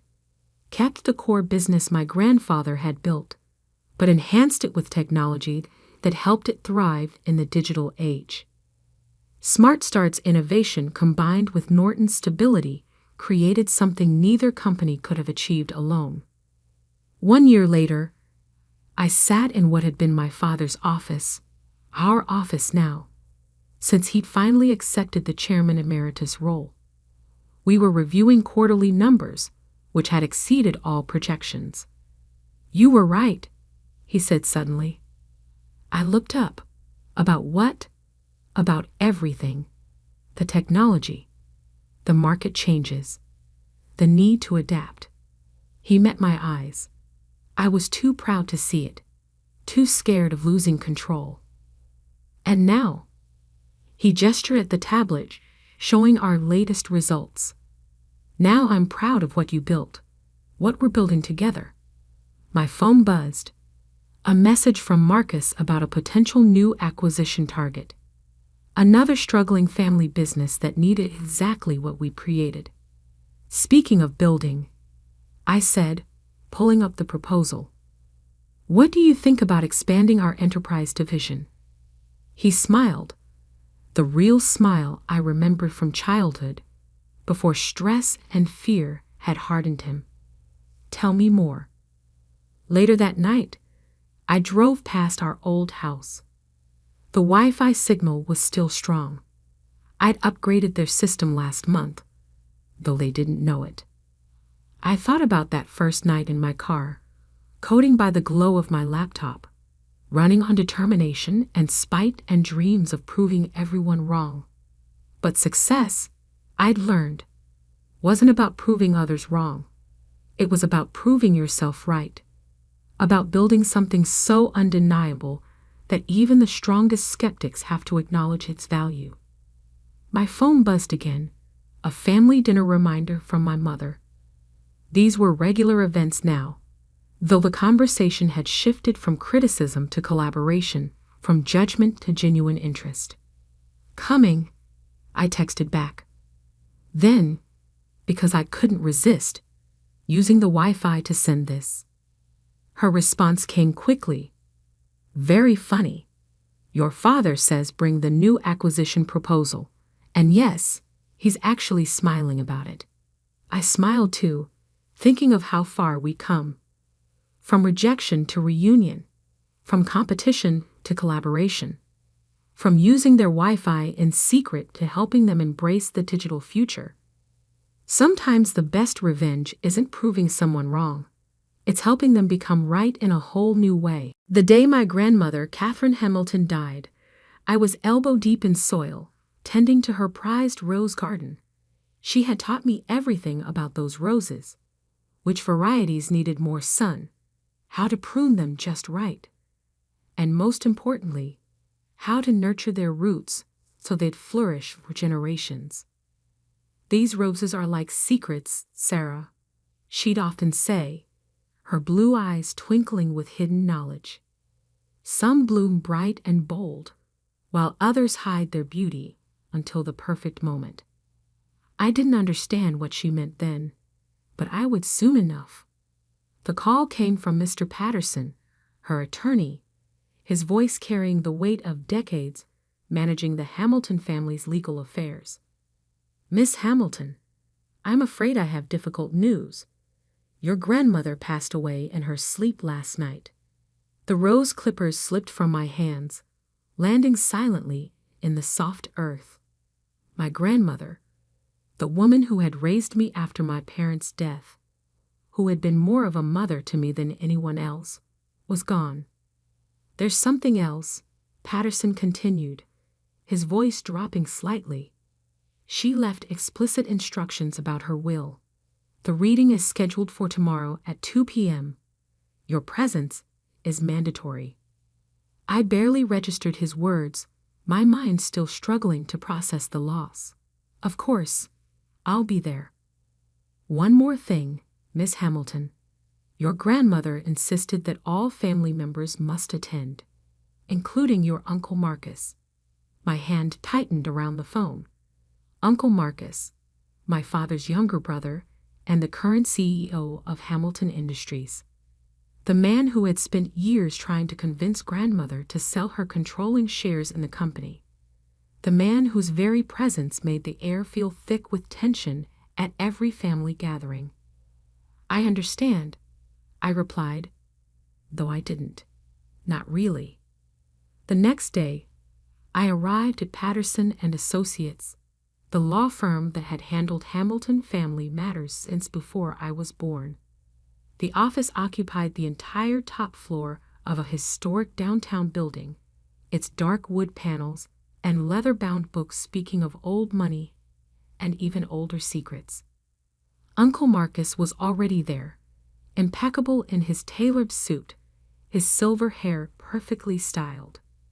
Aunt Diana, his wife, sat beside him, her face a mask of practiced sympathy. Their children, my cousins William and Victoria, completed the picture of the perfect grieving family. I took a seat across from them, suddenly conscious of my simple black dress and the dirt still lingering beneath my fingernails from yesterday's gardening. Uncle Marcus's eyes flickered over me, his lip curling slightly. "Sarah," he nodded curtly. "I trust you're well." Before I could respond, Mr. Patterson entered, carrying a thick manila envelope. He settled behind his massive desk, adjusting his reading glasses with practiced precision. "Thank you all for coming," he began, his voice grave. "We're here to discuss Catherine Hamilton's last will and testament. But before we proceed, she left specific instructions about how this meeting should be conducted." He opened the envelope, pulling out several documents. "First, I must confirm that all named parties are present." "Marcus Hamilton?" "Present," my uncle answered, his deep voice filling the room. "Diana Hamilton?" "Here," Aunt Diana whispered. "William and Victoria Hamilton." My cousins murmured their acknowledgments. "And Sarah Hamilton?" "Present," I said softly. Patterson nodded, satisfied. "Very well. Mrs. Hamilton's will is unusual. She has divided her estate into 2 parts. Uncle Marcus leaned forward slightly, his fingers drumming against his armrest. "The first part concerns Hamilton Industries. As you know, Catherine held controlling interest in the company, 51% of all voting shares." Patterson paused, glancing at each of us in turn. "These shares, along with her other business holdings, will be held in trust for 30 days. "Held in trust?" Marcus interrupted, his voice sharp. "For what purpose?" Patterson raised a hand. "Please let me finish. After 30 days, the shares and business holdings, valued at approximately $50 million, will be transferred to Sarah Hamilton." The room erupted in chaos. Uncle Marcus shot to his feet, his face flushed with anger. "This is absurd. Sarah has no business experience, no understanding of the company. She spends her days playing in the dirt." Victoria let out a small, shocked laugh. William just stared at me, his expression unreadable. I sat there, frozen. $50 million. Control of Hamilton Industries. It felt surreal, like a dream I couldn't quite grasp. But Patterson wasn't finished. He pulled out another envelope, this one sealed with dark red wax, bearing my grandmother's personal seal. "However," he continued, silencing the room, "there is one condition." All eyes turned to him as he held up the sealed envelope. "This contains information that Mrs. Hamilton insisted must be revealed at the upcoming Hamilton family reunion, scheduled for exactly 30 days from today. If the information is not disclosed as specified, the entire inheritance will be donated to charity." Uncle Marcus's face had gone from red to white. "What information?" Patterson shook his head. "I don't know. The envelope is sealed and addressed only to Sarah." He extended the envelope toward me. As I reached for it, I noticed something strange. Uncle Marcus's hands were trembling. "This is ridiculous," he sputtered. "You can't possibly expect us to wait 30 days while some gardener holds the company's fate in her hands." I took the envelope, feeling its weight, not just in physical terms, but in the way it seemed to carry the weight of secrets spanning decades. "Those are Mrs. Hamilton's terms," Patterson said firmly. "The family reunion will be held at Hamilton Manor as tradition dictates. Sarah must attend and reveal the contents of this envelope. Only then will the inheritance be officially transferred. As I left the law office that day, the sealed envelope secure in my bag, I caught Uncle Marcus watching me with an expression I'd never seen before. It wasn't just anger or frustration, it was fear. Walking to my car, I ran my fingers over the envelope's wax seal.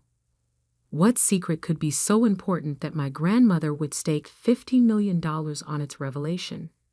And why did Uncle Marcus look so terrified? I didn't know then that the answer would shake the Hamilton family to its core, or that the next 30 days would change everything I thought I knew about my family's legacy. That night, I sat in my small apartment above the local flower shop I managed, staring at the envelope. The wax seal gleamed in the lamplight, almost daring me to break it. But something held me back. Perhaps the same instinct my grandmother had taught me about timing when tending to her roses. Some secrets, her voice echoed in my memory, are like the rarest blooms. They must be revealed at exactly the right moment. I placed the envelope in my safe, beside the only photo I had of my parents. Tomorrow, I would begin preparing for the family reunion, and whatever shocking truth lay sealed within that mysterious envelope. Little did I know, Uncle Marcus was already making plans of his own. Plans that would force me to decide between wealth and truth, between family loyalty and justice. The game was about to begin, and the stakes were higher than I could have imagined. As I finally drifted off to sleep that night, my grandmother's words echoed once more in my mind. Remember, Sarah, every rose has its thorns, but it's the thorns that protect the most beautiful blooms. I was about to discover just how sharp those thorns could be. The morning after the will reading, I woke to 3 missed calls from Uncle Marcus and a text message that made my blood run cold. We need to talk. Now, I sat in my small kitchen, watching steam rise from my coffee cup while considering my options. The sealed envelope lay before me, its red wax seal catching the morning light. Something about it felt heavy, like it carried more than just paper inside. My phone buzzed again. Uncle Marcus. This time, I answered. Sarah. His voice was controlled, measured, the same tone he used during difficult board meetings. I'm outside your shop. I moved to window. Sure enough, his black Mercedes was parked in front of my modest flower shop, looking completely out of place among the local businesses. Come up, I said, knowing this confrontation was inevitable. Minutes later, Uncle Marcus stepped into my apartment, his expensive suit a stark contrast to my simple living space. His eyes darted around, taking in the potted plants, the gardening books, the framed pressed flowers on the walls. Charming, he said, though his tone suggested otherwise. Your grandmother certainly taught you well about plants. I gestured to a chair. What do you want, Uncle Marcus? He sat down, adjusting his gold cufflinks, a nervous habit I'd noticed over the years. Let's be practical about this, Sarah. You're not equipped to run Hamilton Industries. The company employs thousands of people. Our decisions affect lives, markets, entire industries. And you think I can't handle that responsibility? This isn't about capability. It's about experience, knowledge, connections. He leaned forward.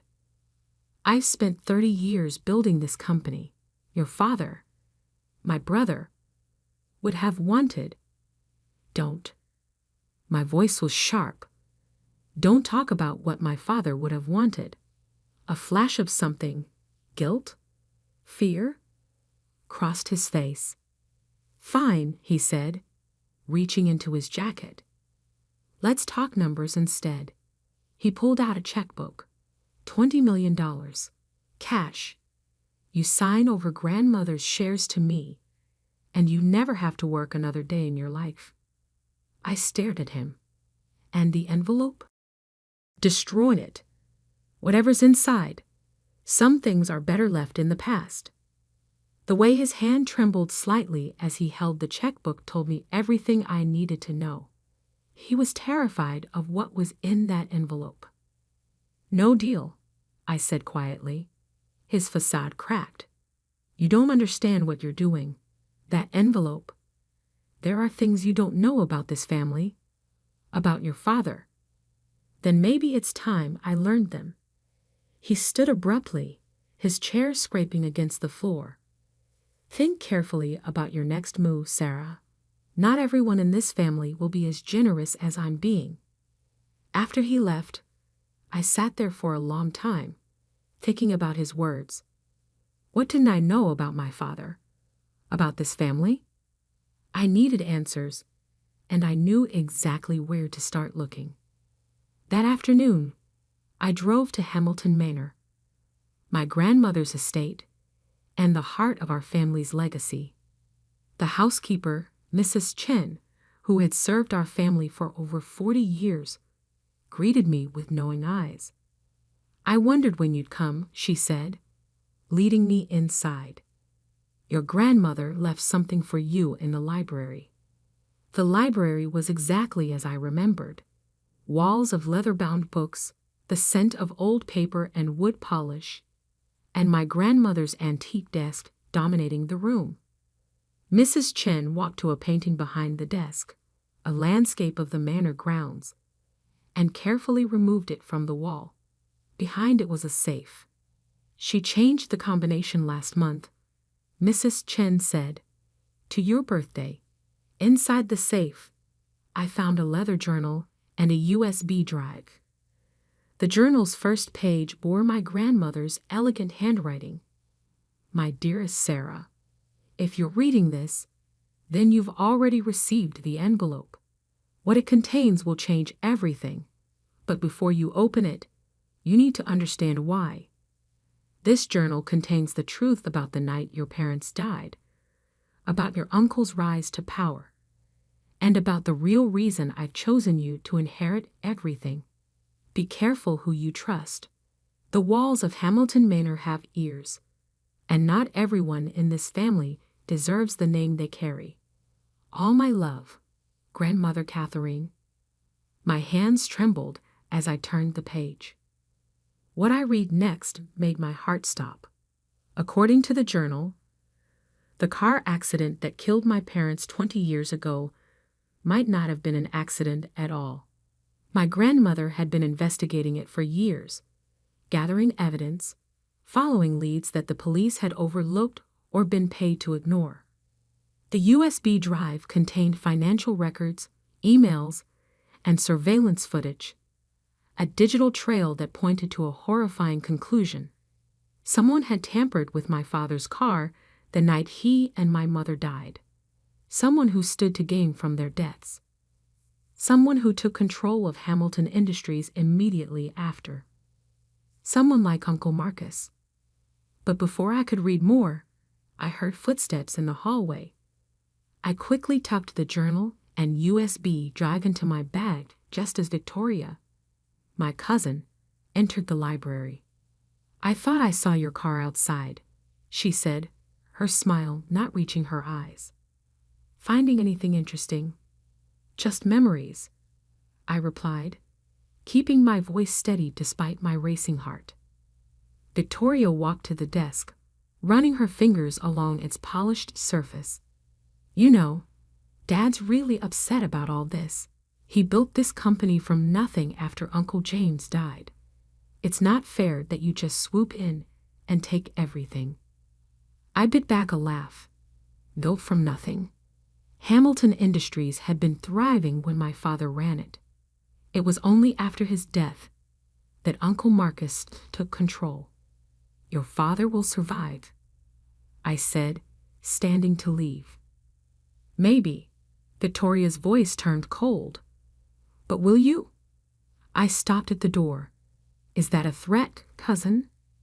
She laughed, but there was no humor in it.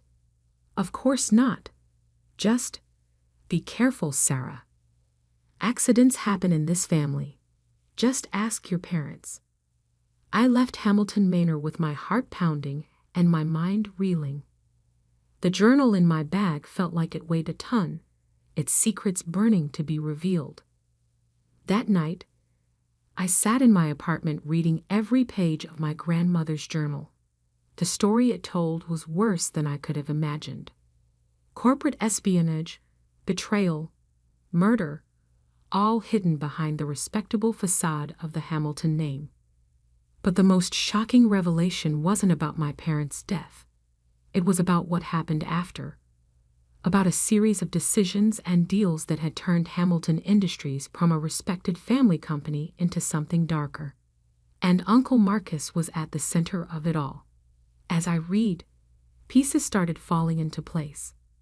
The frequent late-night meetings at the manor, the mysterious overseas accounts, the sudden resignations of board members who asked too many questions. It all pointed to a pattern of corruption that went beyond simple corporate greed. My grandmother had discovered it all, documented everything, but instead of exposing it immediately, she had waited, gathering more evidence, building an ironclad case. She knew that against someone like Uncle Marcus, you only got one chance. The family reunion was in 3 weeks. According to tradition, every member of the Hamilton family would be there, including board members, shareholders, and the press. The perfect audience for the truth to finally come out. But as I sat there surrounded by evidence of decades of deception, I realized something that chilled me to the bone. I wasn't the first person to discover these secrets.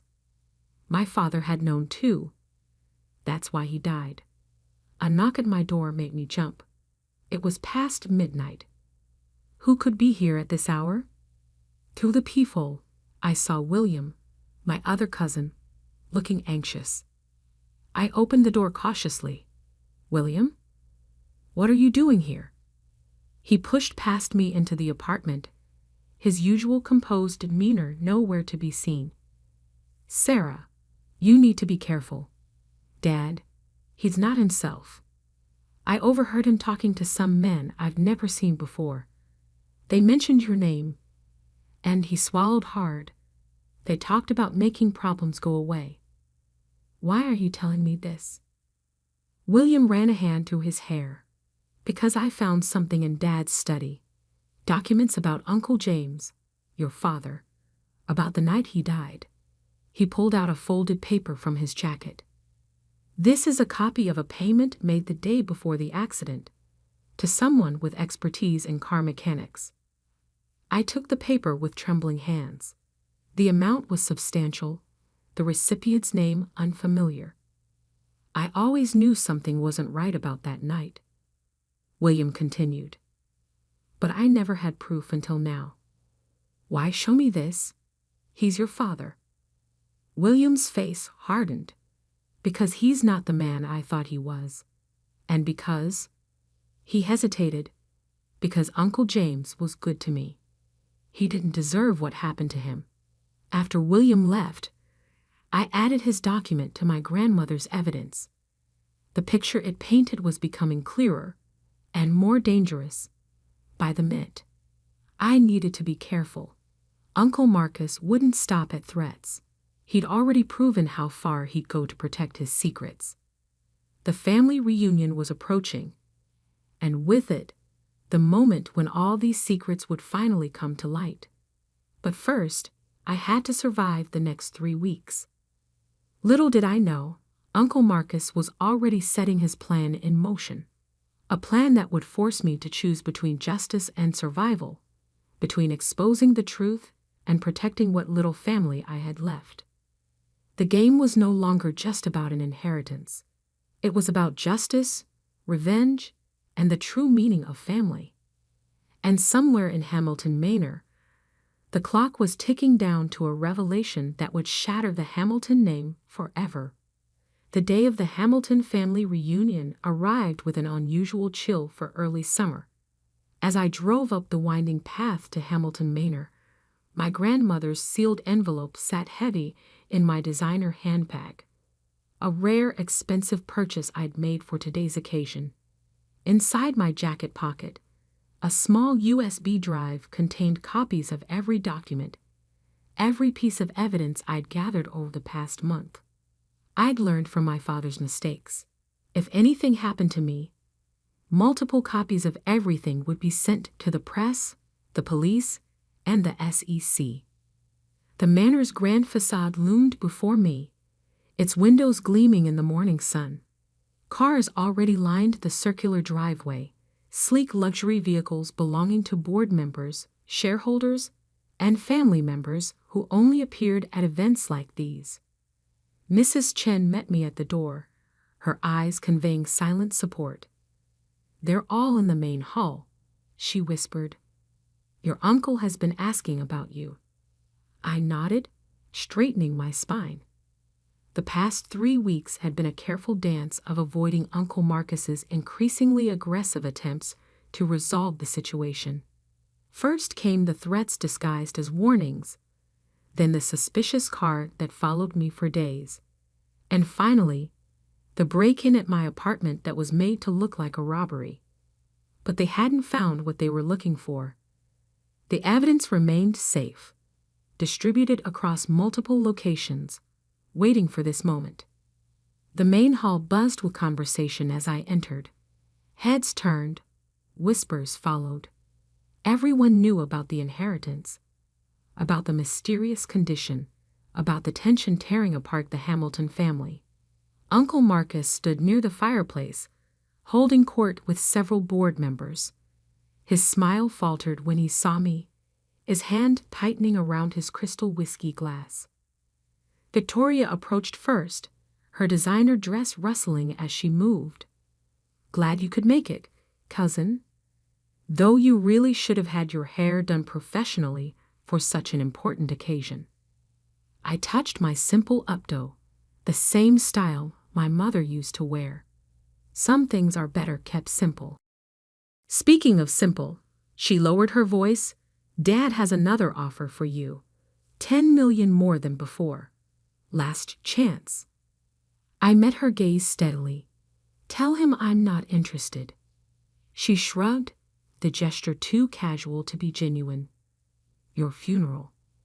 As she walked away, William caught my eye from across the room. He gave me a slight nod, our agreed-upon signal that everything was in place.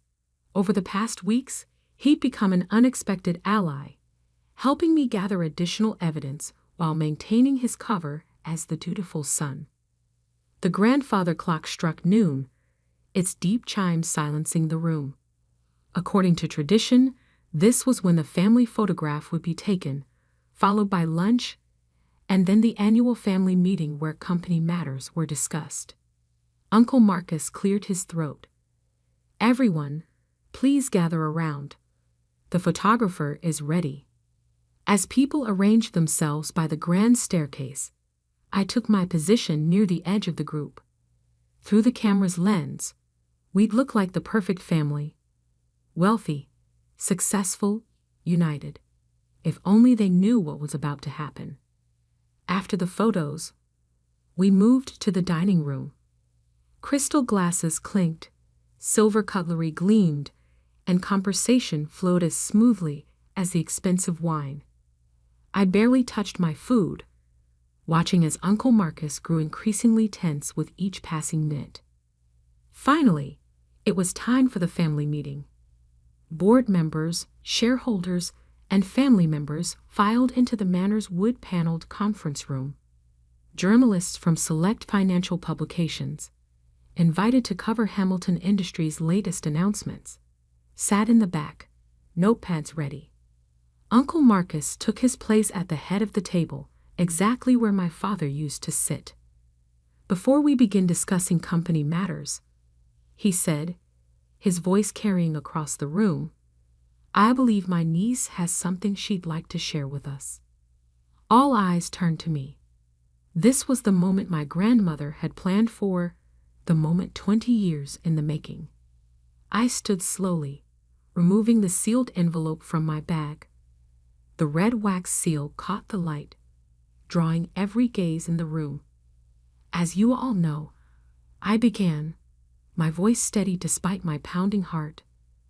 My grandmother left me her controlling shares in Hamilton Industries on one condition: that I reveal the contents of this envelope today, before all of you.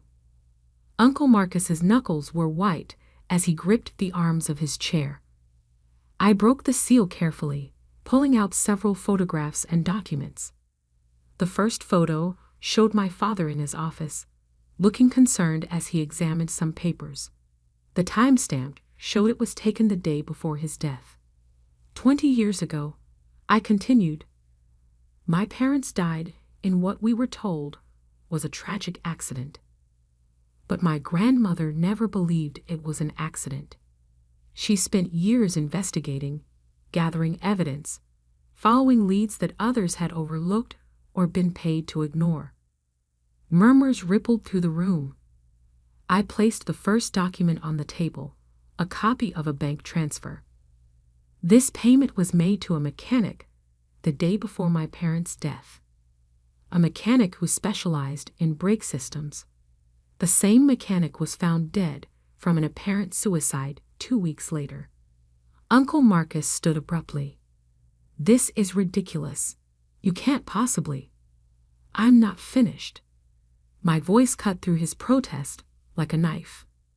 The same day this payment was made, someone accessed my father's office after hours.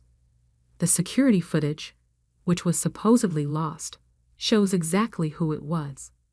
I nodded to William, who connected his laptop to the room's projection system.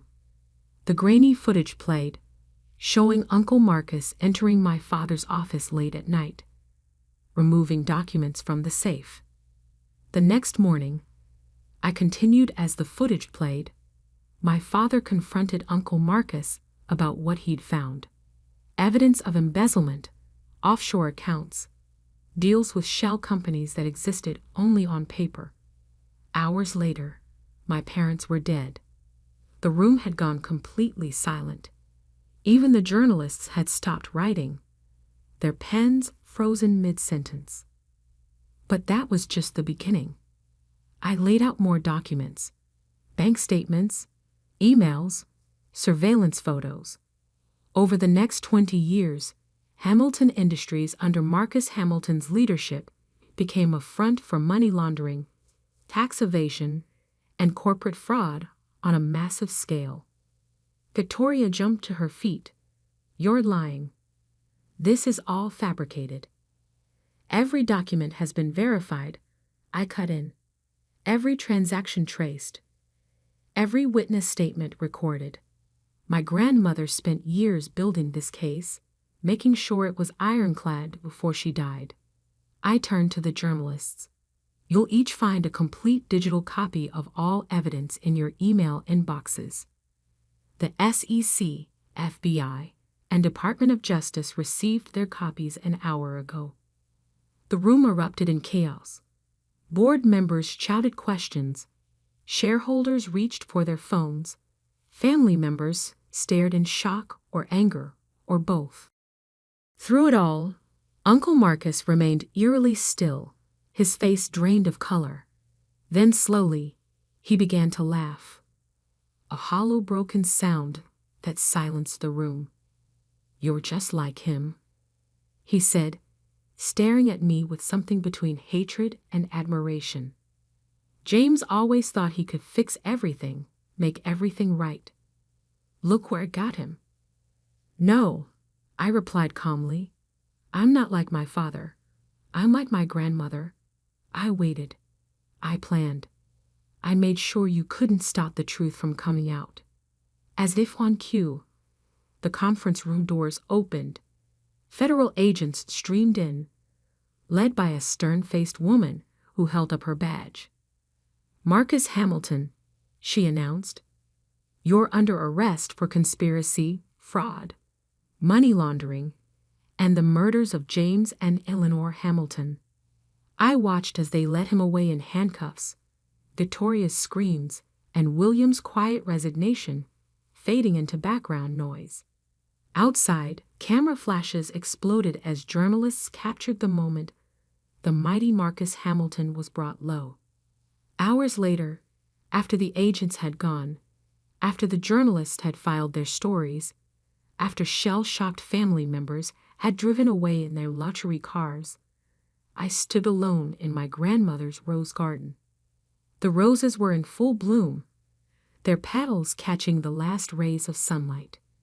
I knelt down, touching one gently, remembering all the lessons my grandmother had taught me here. "You are right," I whispered to her memory. "Some secrets do need perfect timing to bloom." Mrs. Chen found me there as darkness fell. "Your grandmother would be proud," she said softly. "Both of your parents would be." I nodded, standing up and brushing dirt from my knees. "What happens now?" She smiled. "Now you do what your father always wanted. Run the company the right way. Your way." The next morning, as I sat in what had once been my father's office, now mine, I looked out over the city. Hamilton Industries would survive this scandal, emerge stronger, cleaner. The roses in my grandmother's garden would continue to bloom, their beauty no longer hiding thorny secrets. I opened my father's old desk drawer and found a small framed photo I'd never seen before. My father holding me as a baby, my mother laughing beside him, and my grandmother watching us all with knowing eyes. The same eyes that had seen through Uncle Marcus's facade, that had planned for justice even beyond her death. On my desk, next to my laptop, sat a single rose from the garden, a reminder that truth, like the rarest blooms, requires patience, care, and perfect timing to flourish. The Hamilton family would never be the same, but maybe that was exactly what it needed. The invitation to the annual Sullivan family reunion sat on my desk, its gold-embossed lettering catching the morning light streaming through my penthouse windows. 15 years of carefully maintained deception were about to end, and oddly enough, it wasn't even my choice. I picked up my phone and reread the email that had triggered everything. Forbes 30 under 40, the new face of digital art. Sophia Sullivan's NFT empire reaches $3.8 billion valuation. The article would be published tomorrow, just 2 days before the family reunion. My carefully constructed facade was about to shatter, and there was nothing I could do about it. "Miss Sullivan?" My assistant's voice came through the intercom. "Your brother Marcus is on line 1. Again." Of course he was. He'd been calling nonstop since the press release went out to major publications. I took a deep breath and picked up the phone. "Hello, Marcus." "What the hell, Sophia?" He didn't bother with pleasantries. "I just got a call from Business Insider asking for a comment about my billionaire sister. Want to explain that?" I leaned back in my chair, looking out at the Manhattan skyline. "I guess you'll have to wait for the article like everyone else." "Cut the crap," he snapped. "All these years, you've been letting us think you were barely getting by. Mom and Dad have been worried sick about you." I couldn't help but laugh. "Worried? Is that what you call it?" The constant lectures about getting a real job. The snide comments about how I'm wasting my potential. They were trying to help. No, they were trying to control me. Just like they tried to control you, and you let them. Silence fell on the other end of the line. Marcus had always been the good child, following our parents' carefully planned path. Business school, MBA, joining our father's investment firm. The golden son who never strayed from the script. Just tell me one thing," he finally said. "How long? How long have you been hiding this?" I stood up and walked to the window, watching a private helicopter land on a nearby building's helipad. My helicopter, actually. One of 3 I owned. Remember when I moved to that tiny studio apartment in Brooklyn?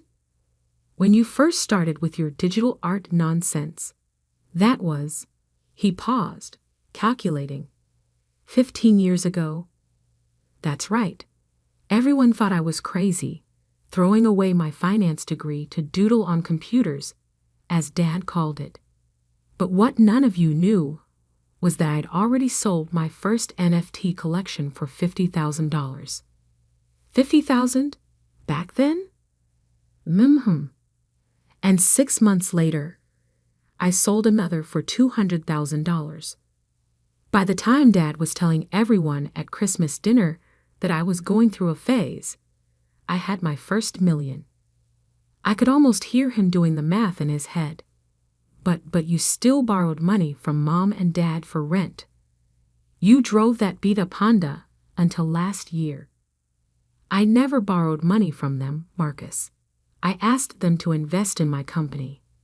They refused, loudly and repeatedly. The Honda was a choice, not a necessity. Just like this penthouse was a choice. And the private jet, and everything else I kept hidden from all of you. Private jet. His voice cracked. Jesus, Sophia. How rich are you exactly? I smiled, remembering all the family dinners where they treated me like the poor relative. The way our younger sister Olivia would ostentatiously pick up the check, making sure everyone knew she was helping out her struggling artist sister. The Forbes article will say $3.8 billion, but that's a conservative estimate. The real number is closer to 5. The sound Marcus made was somewhere between a gasp and a choke. Now, if you'll excuse me, I continued. I have a board meeting to attend. Oh, and Marcus? I'll see you at the family reunion. I'm thinking of making quite an entrance. I hung up before he could respond and pressed the intercom. Sarah, is everything set for the reunion? Yes, Miss Sullivan. The jet is fueled and ready. The car service is arranged for all family members to be picked up in Rolls-Royces. The venue has been updated to the private island as requested, and the NDAs have been prepared for all staff. Perfect. I picked up the reunion invitation again. For 15 years, I'd played the role they expected, the artistic black sheep who couldn't handle the real world, the daughter who needed constant reminders about financial responsibility, the sister who was pitied and patronized at every family gathering. But not this time. My phone buzzed with a text from my youngest sister Olivia. OMG Soph, please tell me this Forbes thing is a joke. What's going on? I left it unanswered. Olivia, who never failed to mention her 6-figure salary at every family gathering. Olivia, who loved to reminisce about how she'd made it, while her big sister was still finding herself. The intercom buzzed again. Miss Sullivan, your parents are both on the line. Tell them I'm in a meeting. I checked my watch. And Sarah, call the helipad. I think I'll take the chopper to the board meeting today. As I gathered my things, my mind wandered back to the day that started it all. The day I decided to hide my success from my family. 15 years earlier. Digital art isn't real art, Sophia. My father's voice boomed across the dinner table. And this NFT nonsense? It's a fad, a scam. No one's going to pay real money for pictures on a computer. I sat there, 22 years old, fresh out of college, trying to explain my vision to my family. The same family that had paid for an Ivy League finance degree they expected me to use at my father's firm. Actually, Dad, I just sold my first collection for. Enough. He cut me off. I don't want to hear about your little hobby. Either you come work for the firm like we planned, or you're on your own. No more support, no more safety net. My mother reached across the table, patting my hand condescendingly. Sweetie, We just want what's best for you. You need stability, a real career." I looked around the table at their faces. My father's disappointment, my mother's concerned frown, Marcus's smug smile, Olivia's barely concealed disdain. That was the moment I made my decision. I wouldn't tell them about the $50,000 sale, or the 3 galleries that wanted to represent me, or the tech companies reaching out about collaborations. "You're right," I said, standing up. "I need to figure this out on my own." 2 weeks later, I moved into the smallest, cheapest studio apartment I could find in Brooklyn. My family assumed I was struggling, living on my savings, too proud to admit defeat. In reality, I was building an empire. The first year was intense. I worked 18-hour days, developing my artistic style, learning about blockchain technology, building connections in the crypto art world. My first major collection, Digital Dreams in Binary, sold out in hours, bringing in $1.2 million. I took that money and invested it back into the business, hiring developers, creating new platforms for artists, innovating in ways the traditional art world couldn't imagine. But every time I visited home, I drove my old Honda, wore simple clothes, lived the part of the struggling artist. "At least let me help with your rent," my mother would offer, while my father shook his head in disappointment. "No thanks, Mom. I'm doing fine." And I was more than fine. By the end of that first year, my net worth had hit $10 million. By year 3, $100 million.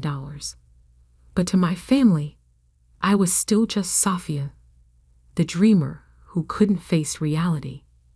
Now, 15 years later, as I stepped into my private helicopter, I thought about how it had all spiraled into something bigger than I'd intended. The little deception had become a massive secret, and in 2 days, everything would change. My phone buzzed again, a message from my father. "We need to talk now." I smiled and turned off the phone. They'd have to wait for the reunion.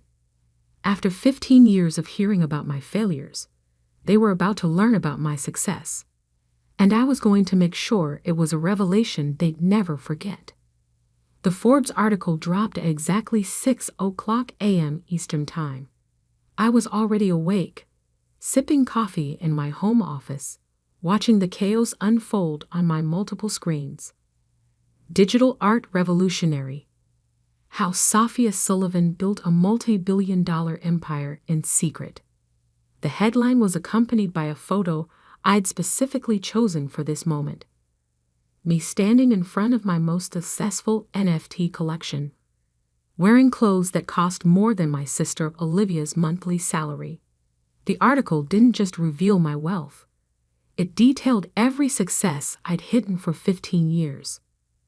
My phone exploded with notifications. First came the family group chat. "Olivia, is this for real? $3.8 billion? Marcus, I tried to warn you all yesterday. Mom, Sophia, please answer your phone. Dad, this must be some kind of mistake. Aunt Patricia, just saw the article. Is our Sophia the Sophia Sullivan?" I muted the chat and pulled up my emails. Hundreds of interview requests from major news outlets, investment opportunities, speaking engagements. But one email caught my eye. From my father's business partner, Albert Chen. "Sophia, I believe we need to discuss potential synergies between Sullivan Investments and your digital art platforms. Your father may have mentioned some concerns, but I assure you we can be quite flexible." I couldn't help but laugh. 3 years ago, I'd approached a firm about a partnership. Albert had personally shown me the door, saying they didn't deal in internet pictures. My intercom buzzed. "Miss Sullivan? Your mother is in the lobby. She's quite insistent. I checked a security feed. There was my mother, Alina Sullivan, still perfectly put together in her designer suit, but with an unfamiliar wildness in her eyes as she argued with the security guard. Let her up, I sighed. It was time to face at least one member of my family. The private elevator opened directly into my penthouse. My mother stepped out, then froze, taking in her surroundings. The vast open space, the floor-to-ceiling windows overlooking Central Park, the original Basquiat on the wall that probably cost more than their house. Sophia, she breathed, her voice unsteady. What? What is all this? This is my home, Mom. The real one, not the small apartment I keep for family visits.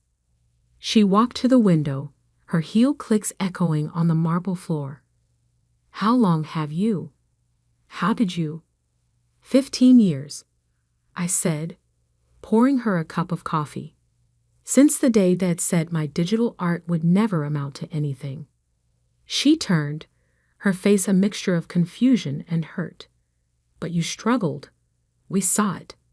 The tiny apartment, the old car, borrowing money for rent. I never borrowed money. I corrected her. I asked you and Dad to invest in my company. There's a difference. And everything else.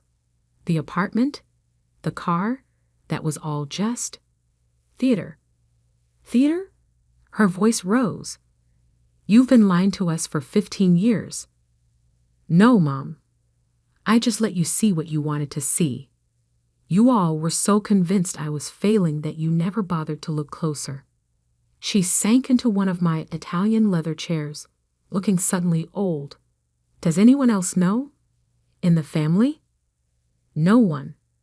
Well, Marcus found out yesterday when the press release went out. I suppose he tried to warn you. She nodded weakly. He called, but your father was sure it was a mistake. Some other Sophia Sullivan. I walked to my desk and pulled out a file. Here's something that might interest you. The investment opportunity I tried to present to Dad 3 years ago. If he had invested the $1 million I asked for, his share would be worth roughly $100 million today. Her hands trembled as she took the file. He said you wanted a handout, that you were too proud to admit your art wasn't working out. And you believed him, just like you believed him about my struggling artist life. Tell me, Mom, in 15 years, did any of you ever actually come to one of my shows, check out my work, even Google my name? She couldn't meet my eyes. That's what I thought. I walked to the window, looking down at the city I now partially owned. The annual family reunion is in 2 days. I've made some changes to the arrangements. Changes?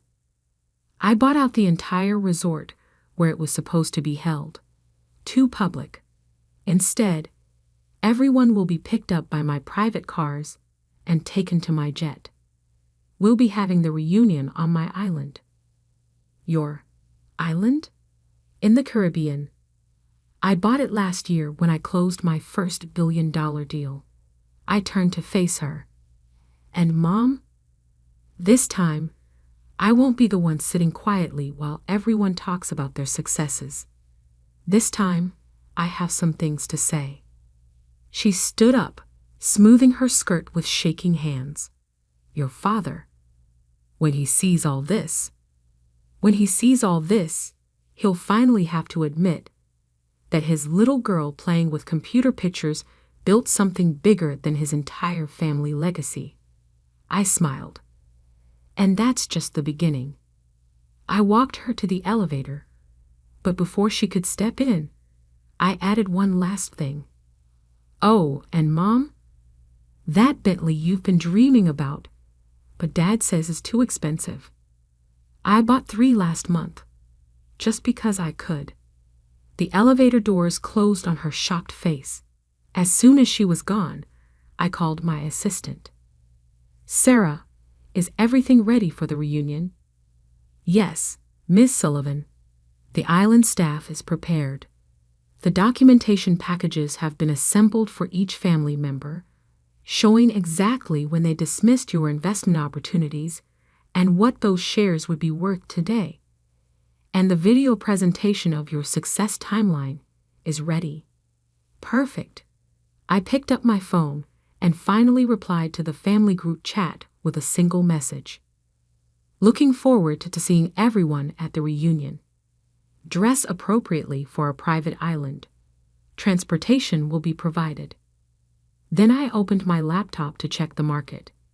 The Forbes article had sent my company's stock soaring. Another billion added to my net worth before breakfast.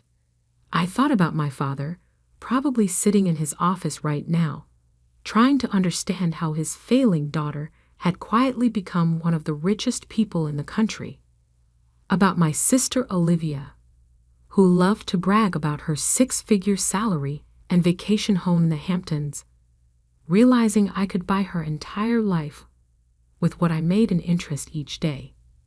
The reunion was going to be interesting, very interesting indeed. My phone buzzed again. A message from my father. We need to meet. Before the reunion. Family matters should be discussed privately. I typed back. Everything will be discussed at the reunion, Dad. After all, isn't that what family reunions are for? Sharing our successes? Then I called Sarah again. Contact the design team. I want the island's helipad repainted before the reunion. And make sure my name is visible from the air when they land. Already done, Ms. Sullivan. Anything else? I thought about 15 years of condescension, of pity, of being treated like the family failure. Yes, make sure the Forbes article is framed and hanging in every room of the island resort. I want it to be the first thing they see, no matter where they turn. As I hung up, I caught my reflection in the window, successful, powerful, and finally ready to show my family exactly who I'd become while they were busy doubting me. The countdown to the reunion had begun. The day of the Sullivan family reunion dawned clear and bright. I stood on the tarmac of my private airfield, watching as 3 Rolls-Royces approached in formation. My family had arrived. The cars stopped, and the doors opened. First came my father, his usual commanding presence diminished somehow. My mother, still looking shaken from our meeting 2 days ago. Marcus, Olivia, and various aunts, uncles, and cousins followed, all wearing expressions ranging from shock to barely concealed resentment. And there, front and center, sat my gleaming private jet, with Sullivan Digital Empire emblazoned on its side in elegant lettering. Welcome, everyone, I said, my voice carrying across the tarmac. I trust the ride was comfortable. Sophia, my father stepped forward, trying to regain his authoritative tone. This is unnecessary. We could have had a perfectly good reunion at the resort. I smiled. The resort was too public, Dad. Besides, I think it's time for some real family bonding. On my island. Your island? Olivia muttered, clutching her designer handbag like a shield. Of course you have an island. The flight was interesting, to say the least. As my family members settled into the luxurious cabin, their eyes darted everywhere, taking in the opulent details, the solid gold fixtures, the rare art pieces, the vintage champagne being served by an immaculately trained staff. Is that a real Picasso? Aunt Patricia whispered, staring at the artwork mounted on a cabin wall. Yes, I replied casually. I bought it last year, along with a few others. My father cleared his throat. Sophia, perhaps we should discuss. We'll discuss everything when we land, Dad. For now, enjoy the flight. The champagne is particularly good. Cost more than your company's quarterly profits. He flinched. Good. 2 hours later, we began our descent. Through the windows, my private island came into view. 300 acres of tropical paradise, with a state-of-the-art resort complex at its center. And there, visible from the air just as I'd planned, was my name in letters large enough to be seen from space. So Sullivan. As we landed, I heard Olivia gasp. The helipad was surrounded by displays showing my most successful NFT collections, each with their sale prices prominently displayed. Millions upon millions of dollars in digital art projected onto massive screens.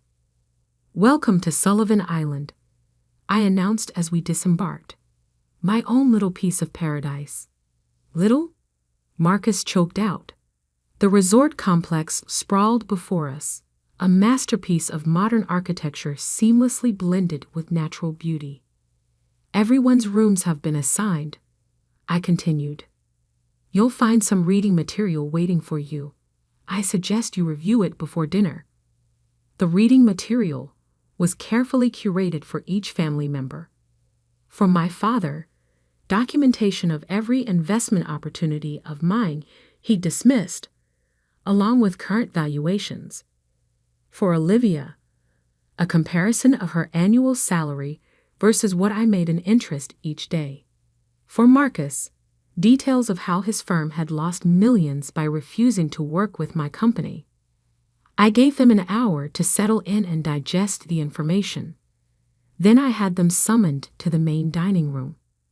The room was a masterpiece of design, with floor-to-ceiling windows overlooking the ocean. A massive table dominated the space, each place setting probably worth more than most people's cars. And on every wall, that Forbes article, beautifully framed. My family filed in slowly, looking shell-shocked. They changed for dinner, but even their expensive clothes looked somehow inadequate in these surroundings. "Please sit," I gestured to the table. "We have a lot to discuss." "Sophia," my father began as soon as everyone was seated. "I think I speak for everyone when I say we're surprised." "Surprised?" I laughed softly. "That's an interesting word choice. Not angry that I deceived you, not hurt that I hid my success, just surprised." "We didn't know," my mother said quietly. "You didn't want to know," I corrected her. "Every time I tried to tell you about my work, you changed the subject. Every time I offered investment opportunities, you dismissed them. You were so convinced I was failing that you couldn't see my success, even when it was right in front of you." "But the apartment," Olivia interjected. "The old car. All those times you let me pay for dinner because you thought I couldn't afford it." I finished for her. "Did you enjoy that, Olivia? Playing the successful sister, making sure everyone knew you were helping out poor, struggling Sophia?" She had the grace to look ashamed. "Let me show you something," I said, pressing a button. Screens descended from the ceiling, displaying a timeline of my success alongside their dismissive comments over the years. 2008. Digital art isn't real art. Dad, my first collection sells for $50,000. 2010. When are you going to get a real job? Mom, company valuation hits $10 million. 2015. At least I can afford to help my sister out. Olivia, net worth passes $500 million. 2020. We don't invest in internet pictures. Dad's firm company valuation reaches $1 billion. Every doubt, every dismissal, every condescending comment, I said quietly. I remembered them all. And with each one, I built something bigger. "Why?" My father's voice cracked. "Why hide it?" "Because you needed to learn something. All of you did. Success doesn't look just one way. Innovation doesn't follow your predetermined path. And sometimes, the child you wrote off as a failure might just be the one who succeeds beyond your wildest dreams. I stood up, walking to the window. Do you know what the hardest part was? Not the secrecy. Not pretending to struggle. It was watching you all celebrate mediocrity while dismissing true innovation. Mediocrity, Marcus bristled. Yes, mediocrity. You followed Dad's safe path, Marcus. Got the job he wanted you to get. Made the safe investments. And you, I turned to Olivia. You bragged about your 6-figure salary while I was making that much in minutes. That's enough. My father stood up. You've made your point. We were wrong. Is that what you want to hear? No, Dad. What I want is for you to understand. Really understand. This, I gestured to the luxury around us, isn't about money. It's about vision. The vision you couldn't see because you were too busy clinging to the past. I pressed another button, and new images appeared on the screens. My latest project, a revolutionary platform that would transform how digital art was created, bought, and sold. This launches next month, I said. Conservative estimates put its value at $10 billion. I'm showing you this because for once, I want you to see what I'm building before it happens. No more dismissing it. No more doubting. The room fell silent as they absorbed the implications. Finally, my mother spoke. We're proud of you, Sophia. We should have been proud all along. Thank you, Mom. But I didn't do this for your pride. I did it because it was my dream, my vision. And now, I smiled. It's my empire. So what happens now? Marcus asked. Now we have dinner. As a family. But this time, we'll do it my way. No more pretending. No more hiding. And tomorrow, we'll tour the island, and I'll show you exactly what your daughter, sister, and niece has built while you weren't paying attention. I raised my glass. To the truth. Finally. They raised their glasses, looking somewhat dazed. The rest of the evening passed in a blur of gourmet food, fine wine, and gradually thawing conversations. My family was beginning to see me.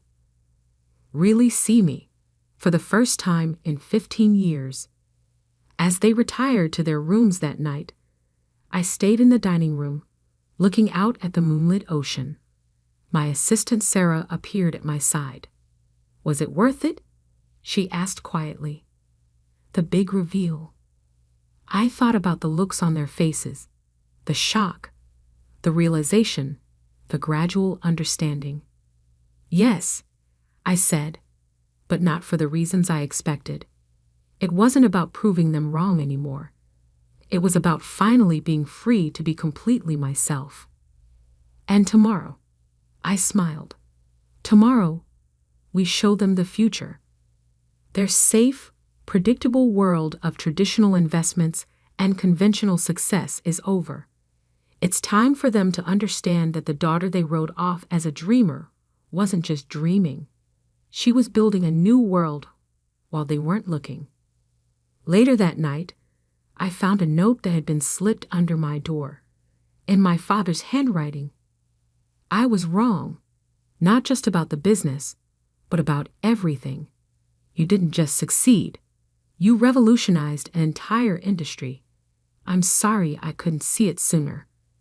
Dad. I placed the note in a frame, right next to my first NFT sale receipt for $50,000. A reminder of where I started and how far I'd come.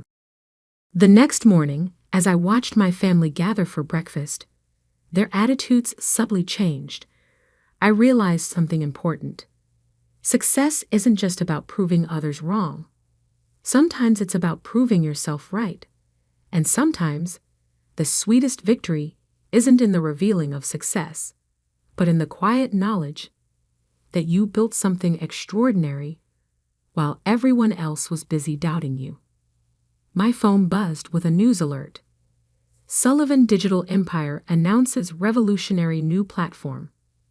The future was calling, and this time, my family would watch it unfold in real time. No more hiding, no more pretending, just success on my terms. The day I was kicked out, it was raining. Not the gentle spring rain that nurtures flowers, but the kind that stings your skin and soaks through your clothes in seconds. I stood there, my hastily packed duffel bag getting heavier by the minute as water seeped into the fabric. "You're a disappointment, Oliver." My father's words cut through the sound of raindrops hitting the pavement. A complete failure. My mother stood behind him in the doorway, arms crossed, her face a mask of disapproval.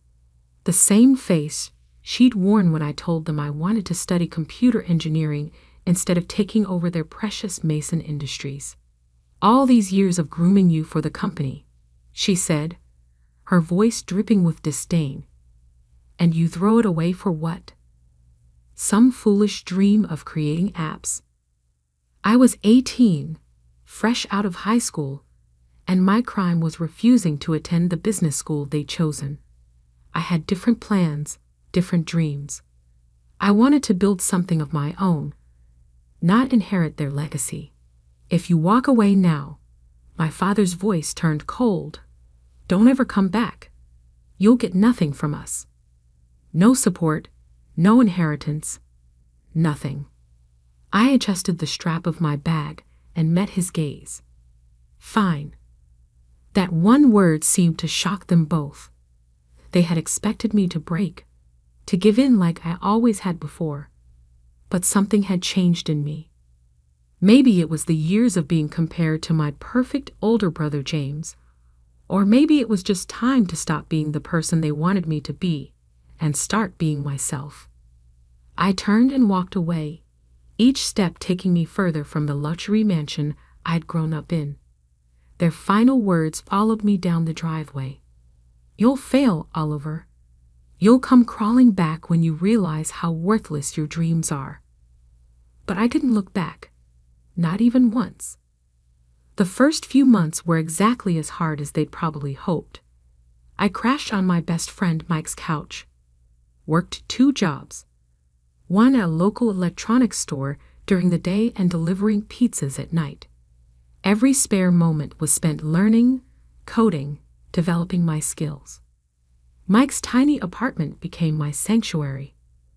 While my family attended galas and business functions, I sat cross-legged on a worn-out couch, surrounded by programming books and energy drink cans, my laptop balanced precariously on my knees. "You're insane, man," Mike would say, watching me code until sunrise. But the good kind of insane. He didn't understand the technical aspects of what I was building, but he understood drive. He understood the need to prove yourself. 6 months in, I had my first breakthrough. A small app I developed caught the attention of a local tech startup. They didn't offer me millions, but they offered something more valuable, a chance. A junior developer position with flexible hours so I could continue working on my own projects. I took it without hesitation.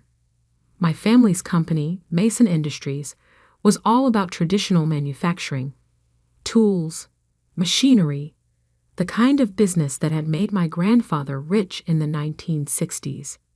They couldn't understand why anyone would want to work with invisible products like software and apps. But I saw the future. While they were stuck in their old ways, I was learning about artificial intelligence, blockchain, and the endless possibilities of the digital age. 1 year turned into 2, then 3.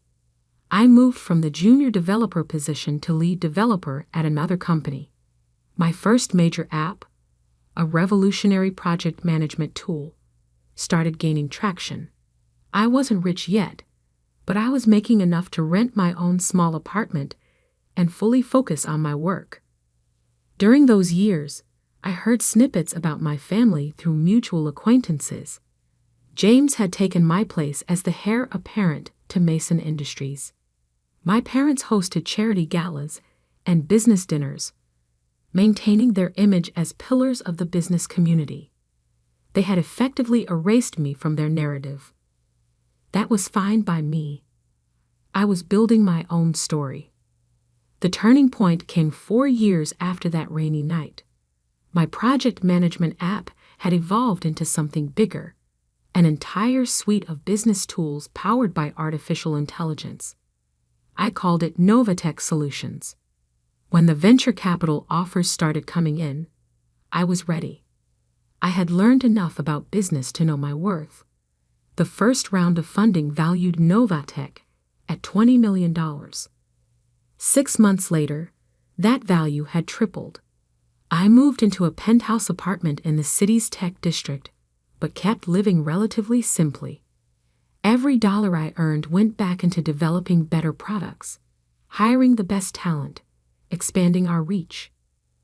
Mike, who had supported me through those early days, became my head of operations.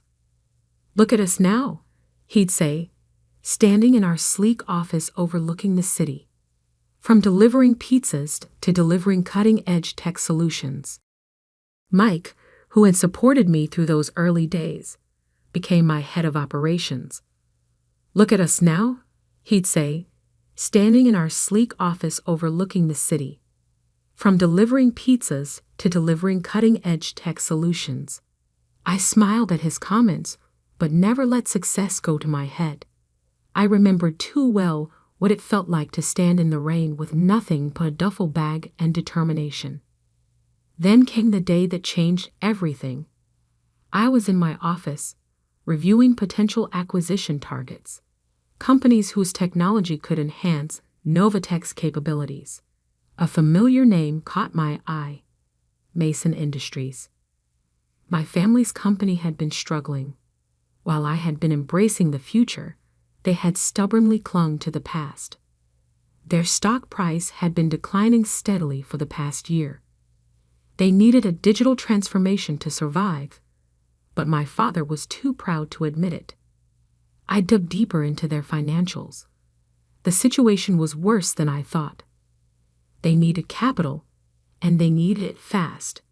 About $5 million would keep them afloat long enough to modernize their operations. As I sat there, staring at the numbers on my screen, my phone rang. The number was one I hadn't seen in 7 years, but I would never forget it. My father's number. I let it ring 3 times, each ring echoing the words he had spoken that rainy night. "You're a disappointment, Oliver. A complete failure. Don't ever come back." On the 4th ring, I picked up. "Hello, Father," I said, keeping my voice neutral. "I've been expecting your call." The silence on the other end lasted so long I thought he might have hung up. Then I heard him clear his throat. "Oliver," he said, his voice lacking its usual authority. "We need to talk." I leaned back in my chair, looking out at the city skyline. "Yes," I replied. "I believe we do." The Mason Industries headquarters hadn't changed in 7 years. The same imposing granite facade, the same golden letters announcing the company name, the same stern-faced security guards at the entrance. But I was different. As I walked through the lobby, memories flooded back. Summer afternoons spent watching my father in board meetings, weekends when he dragged me along to inspect the factory floor, endless lectures about responsibility and legacy. "Mr. Mason?" The receptionist's eyes widened slightly as she recognized my face. "Your father is expecting you in the main conference room." I nodded, adjusting my Italian suit. Not out of nervousness, those days were long gone, but out of habit. Success had taught me the importance of appearances, though unlike my family, I knew they were just that.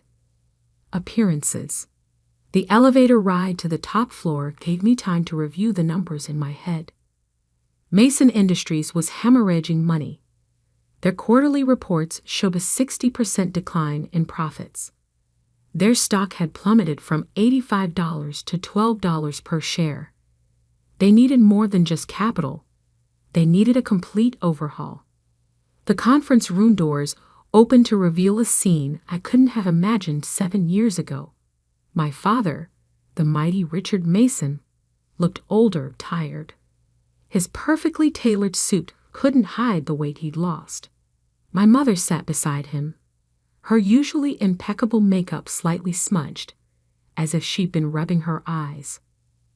James, my older brother, stood by the window. He'd gained weight, his face puffy from too many business dinners and too much stress. The golden boy didn't look so golden anymore. "Oliver," my father said, standing up. He extended his hand, then seemed to think better of it and pulled it back. "Thank you for coming." I took a seat at the opposite end of the table, placing my briefcase carefully in front of me. "Let's skip the pleasantries," I said. "I've seen your numbers." James turned from the window, his face flushing. "You've been spying on us?" "Publicly available information, brother. Your company's decline isn't exactly a secret." My mother flinched at the word your. Not our. Not anymore. "We've had some setbacks," my father began, his voice taking on the smooth tone he used for difficult business negotiations. "The market has been unpredictable, and our traditional customer base. Your traditional customer base is shrinking because you've refused to adapt." I cut in. "The world is digital now. Manufacturing isn't just about machinery anymore. It's about smart factories, IoT integration, predictive maintenance using AI. James scoffed. "And I suppose you're the expert now, with your little computer programs." I pulled out my phone, opened a specific app, and projected Novatech's latest quarterly report onto the conference room screen. The numbers spoke for themselves. $500 million in revenue, 300% year-over-year growth, contracts with Fortune 500 companies. The room fell silent. You're the founder of Novatech," my mother whispered. "CEO and majority shareholder," I confirmed. "Those little computer programs have built a company worth more than Mason Industries was even in its prime." My father's face had gone pale. He remembered, I was sure, every dismissive word he'd ever said about technology, every time he'd called my dreams worthless. "We need $5 million, he said finally, his voice hoarse. "A bridge loan to implement necessary modernization changes. We can offer favorable terms." "I'm not interested in a loan," I interrupted, opening my briefcase. "I'm interested in acquisition." The word hung in the air like a thundercloud. James pushed away from the window, his face contorted with anger. "Acquisition? You want to buy us out? Your own family?" "Family?" I let out a quiet laugh. "Wasn't it you, James, who told everyone at your engagement party that you were an only child? That you'd never had a brother?" He took a step back, caught off guard that I knew about that. "Oliver," my mother began, her voice taking on the pleading tone she used to use when trying to make me study business textbooks instead of programming. "Surely we can work something out. We're still your parents." "No," I said firmly. "You lost the right to call yourselves that 7 years ago. This is purely business." I pulled out a thick contract from my briefcase and placed it on the table.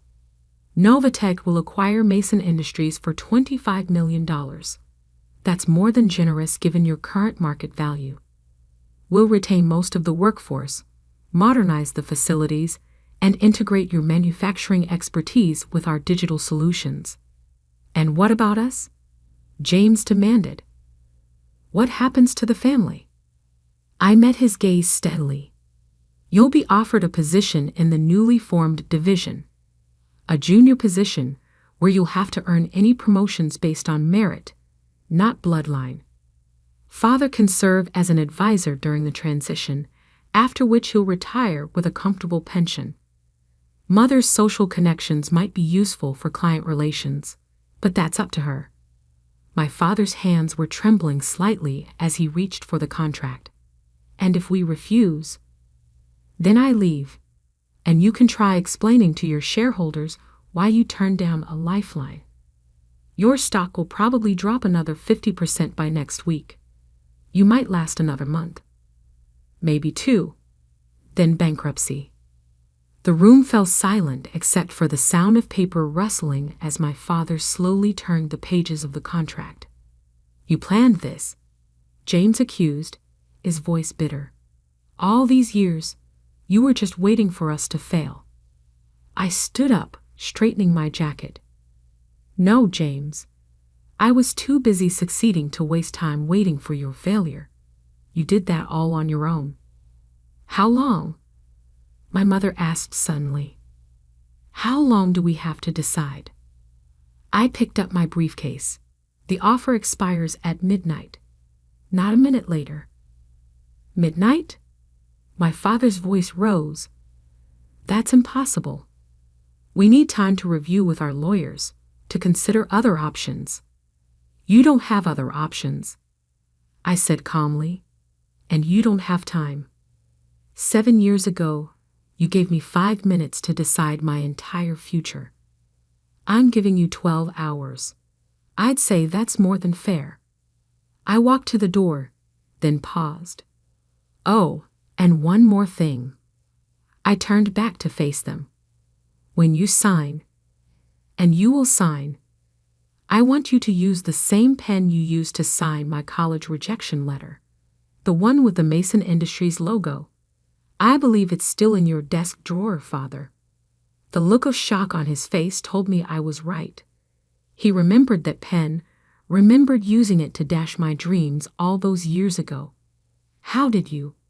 I'll be back at 11:45 p.m. I cut him off. Try not to be late. Time is money, after all. Isn't that what you always taught me? With that, I walked out, leaving them with their shattered pride and a contract that would change everything. As the elevator doors closed behind me, I caught a glimpse of my reflection in the polished metal and saw something I'd never seen in this building before. A winner. The next 12 hours would be interesting. Very interesting indeed. 11:43 p.m. The city lights sparkled below the Mason Industries conference room like scattered diamonds on black velvet. I stood at the same window where James had stood that morning, watching my reflection superimposed over the nighttime skyline. The door opened behind me, right on time. My father entered first, followed by my mother and James. They looked exhausted, as if they'd aged years in just 12 hours. I noticed my father clutching a small leather case, the one he kept his prized pens in. The board has approved the acquisition, he said, his voice rough, unanimously. I turned slowly, taking in their defeated postures. I expected nothing less. After all, what choice did they have? James slumped into a chair, loosening his tie. You've won, Oliver. Is that what you wanted to hear? No, I replied calmly. What I want to hear is the truth. From all of you. My mother stepped forward, her designer dress wrinkled from a day of tense meetings. The truth about what? About why you really pushed me away. It wasn't just about the business school, was it? The silence that followed was heavy with unspoken words.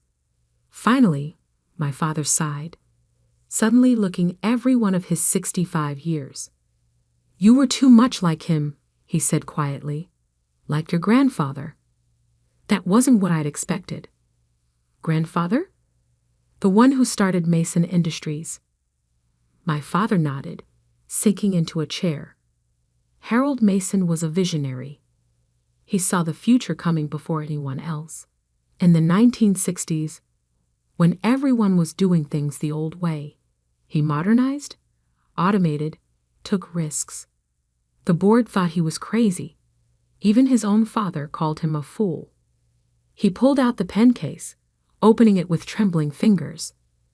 But he proved them all wrong. Built this company from nothing into an empire. And you, he looked up at me. You have that same look in your eyes. That same drive. It terrified me. Because you're not like him, I finished, understanding dawning. You're a maintainer, not a builder. You wanted the company to stay exactly as it was when you inherited it. I wanted stability, he whispered. Safety. When you started talking about technology, about changing everything, I saw my father in you. And I remembered how scared I was every time he took another risk, launched another venture. My mother touched his shoulder gently. We thought we were protecting you, Oliver. And James was more like your father. Cautious, reliable, boring. James interjected with a bitter laugh. That's what you mean, isn't it? I was the safe choice, the one who wouldn't rock the boat. I walked to the conference table, spreading my hands on its polished surface. And now look where we are. The safe choice led straight to bankruptcy. The crazy dreamer built a tech empire. We were wrong, my father said, and the words seemed to physically pain him. About everything, about you. He opened the pen case and removed the Mason Industries pen, the same one he'd used to reject my college plans 7 years ago. The gold logo caught the light as he placed it on the contract. Before I sign this, he said, I need to know what really happened after that night. How did you do it? I sat down across from him, feeling an unexpected urge to finally tell my story. The first few months were hell. Worked 2 jobs, lived on Mike's couch, coded until my eyes burned. But I had something you never gave me at home. Freedom to fail. Freedom to fail, my mother echoed. Yes, because when you're already at rock bottom, when your own family has written you off as worthless, there's no pressure. Every small success is a victory.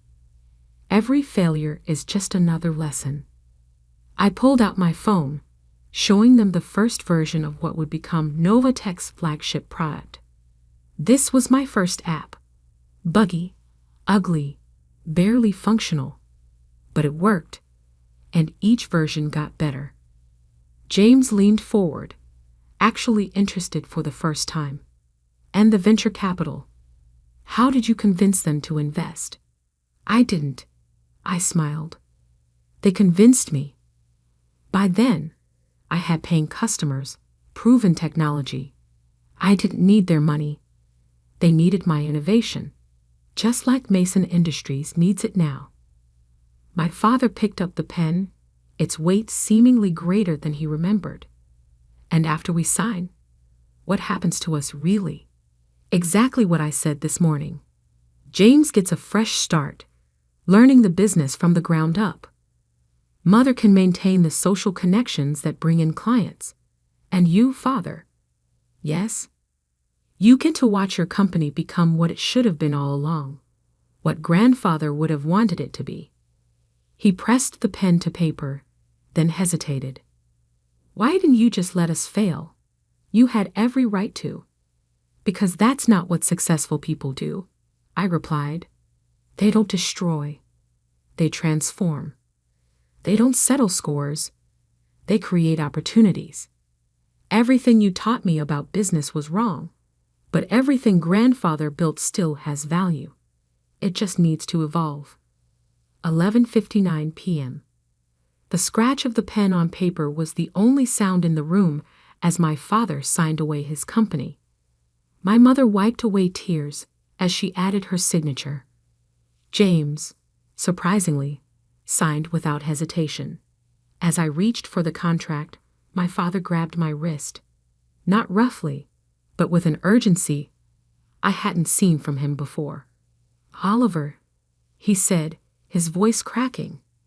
I'm sorry. For everything." I looked into his eyes, the same eyes that had once looked at me with such disappointment, and saw something new there. Respect. Maybe even a glimmer of pride. "I know," I said softly, taking the contract. "But it's not me you need to apologize to. It's yourself, for being too afraid to embrace change. For letting fear of failure stop you from trying anything new. Can you ever forgive us?" my mother asked. I stood, tucking the contract into my briefcase. "I forgave you years ago. That's why I'm here now, saving what's left of Mason Industries instead of watching it crumble." "And us?" James asked. Can we be a family again?" "That depends," I replied. "Are you ready to be part of a family where success isn't measured by how well you maintain the status quo, but by how bravely you face the future?" One by one they nodded. "Then yes, we can try. Not as the Masons who kicked out their son for daring to dream differently, but as the Masons who learned that true legacy isn't about preserving the past. It's about building the future." I walked to the door, then turned back one last time. "Board meeting tomorrow at 9 a.m. Don't be late. We have a company to rebuild." As I rode the elevator down to the lobby, I thought about that rainy night 7 years ago.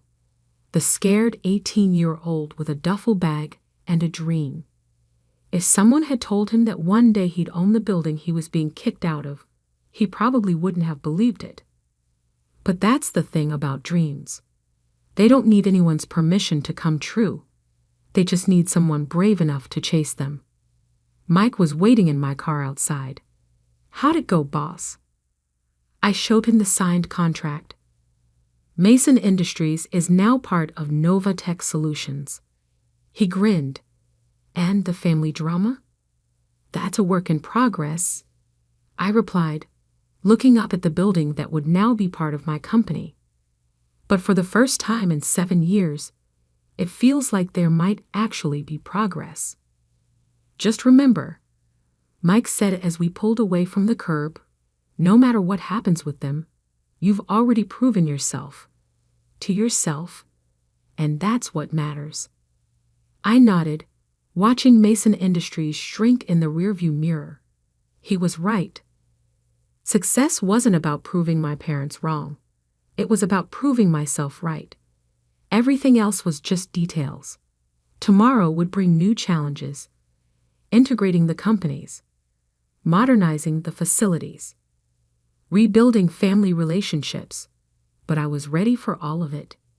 After all, I was Oliver Mason, the failure who succeeded, the reject who returned victorious, the son who surpassed his father's dreams by daring to dream his own. And this was just the beginning. I never expected an ordinary Tuesday evening to shatter everything I thought I knew about my family. I was at home, preparing dinner while my 5-year-old daughter, Sophie, colored at the kitchen table when my phone rang. My mother's voice trembled on the other end. "Olivia, your father, he's had a heart attack. We're at Memorial Hospital." The world seemed to tilt beneath my feet. My father, Michael Bennett, had always been the picture of health. Running marathons at 60, eating organic before it was trendy, and lecturing us endlessly about the importance of exercise. A heart attack seemed impossible. "I'm on my way," I managed to say, already reaching for my car keys. My husband James arrived within minutes to watch Sophie, giving me a tight hug before I left. "He'll be okay," he whispered. "Your dad's the strongest person I know." The drive to the hospital felt surreal. Memories flooded back. Dad teaching me to ride a bike. His proud smile at my college graduation. The way he cried when he walked me down the aisle. He had always been my rock, the one constant in a world of uncertainties. The emergency room was chaos. Nurses rushing past, monitors beeping, the sharp smell of disinfectant burning my nose. Mom sat in a plastic chair, her usually perfect makeup streaked with tears. She jumped up when she saw me, pulling me into a desperate embrace. "They're running tests," she said, her voice muffled against my shoulder. He was at his office when it happened. Thank God his assistant recognized the symptoms and called 911 immediately. I held her tightly, trying to be strong even as fear clawed at my chest. Dad had to be okay. He was only 62, too young, too vital to be lying in a hospital bed. Hours crawled by. My younger brother Marcus arrived, his law firm suit wrinkled, his face drawn with worry. We sat together in tense silence, jumping every time a doctor walked past. Finally, around midnight, a tired-looking physician approached us. "Mr. Bennett is stable," he said, and I felt my mother sag with relief beside me. "He's asking to see his daughter. Just one visitor for now." Mom squeezed my hand. "Go. Tell him I love him." I followed the doctor through sterile corridors, my heels clicking against the linoleum floor. Dad lay in a private room, looking smaller somehow against the white hospital sheets. Tubes and wires connected him to various machines that beeped steadily in the dim light. "Hey, Daddy," I whispered, taking his hand. His skin felt cold. His eyes fluttered open, focusing on my face with an intensity that made me uncomfortable. "Olivia," he said, his voice hoarse, "I need to tell you something. Something I've carried for 30 years. Dad, you should rest. We can talk later." His grip on my hand tightened. "No, it has to be now. If anything happens to me, you need to know the truth." "What truth?" He closed his eyes for a moment, as if gathering strength. When he opened them again, they were filled with tears. "I'm not your biological father. Your mother doesn't know. No one knows except me and your real father." The world stopped. Blood rushed in my ears as I stared at him, certain I had misheard. "What are you talking about?" Dad reached beneath his pillow with trembling hands, pulling out an envelope that looked old and worn. "I've carried this letter for 30 years. Read it. You'll understand everything." I took the envelope, my fingers numb. The paper was yellowed with age, the handwriting unfamiliar yet somehow familiar at the same time. As I began to read, my father's monitors beeped steadily in the background, marking the moments as my entire world began to unravel. "Dear Michael," the letter began, "by the time you read this, I'll be gone. Catherine doesn't know, and she can never know, but Olivia is my daughter. That night, the one you were away at your father's funeral, I've carried the guilt for years. Catherine was vulnerable, grieving over her sister's death, and I was there to comfort her. We both regretted it immediately. When she told me she was pregnant, I knew I had to leave. You're a better man than I ever could be. Love her, protect her, and please, forgive me. Daniel." I looked up from the letter, my vision blurring with tears. Daniel? Mom's brother-in-law? The one who disappeared after Aunt Sarah died. Dad nodded slowly. "Your mother was devastated when Sarah died. I was away, dealing with my father's funeral arrangements. Daniel was there for her, and they made a mistake. One night, that's all it took." My mind raced, trying to process this impossible revelation. Daniel had been married to my mother's sister, Sarah.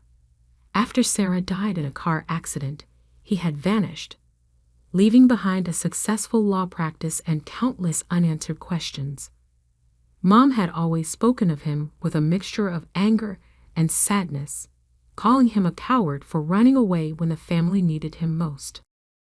But how did you know? I stammered. Did he tell you? Dad's fingers played with the edge of his blanket. No. The letter arrived 9 months after that night, just a week after you were born. I found it in our mailbox. No return address. I recognized his handwriting immediately. And you never said anything for 30 years? What good would it have done? Dad's voice was tired, but firm. Your mother was happy. You were perfect. This beautiful baby girl who looked at me with such trust.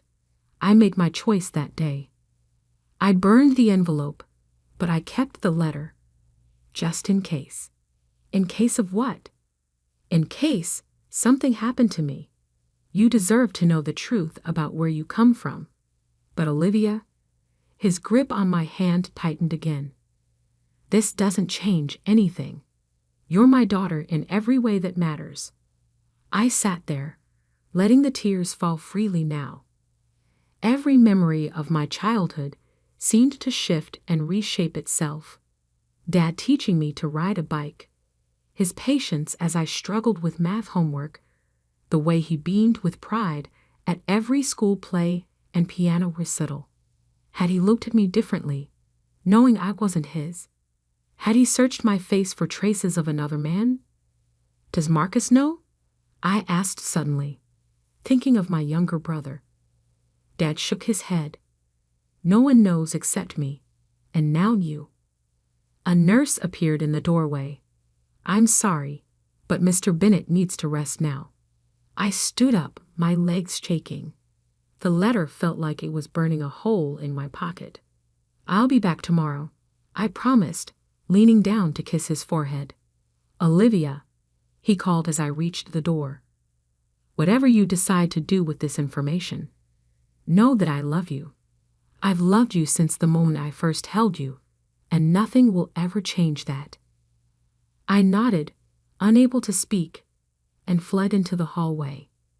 Mom and Marcus looked up expectantly as I approached the waiting room. How is he? Mom asked, reaching for my hand. I looked at her face, the face of a woman who had no idea that her 3-decade-old secret was about to surface.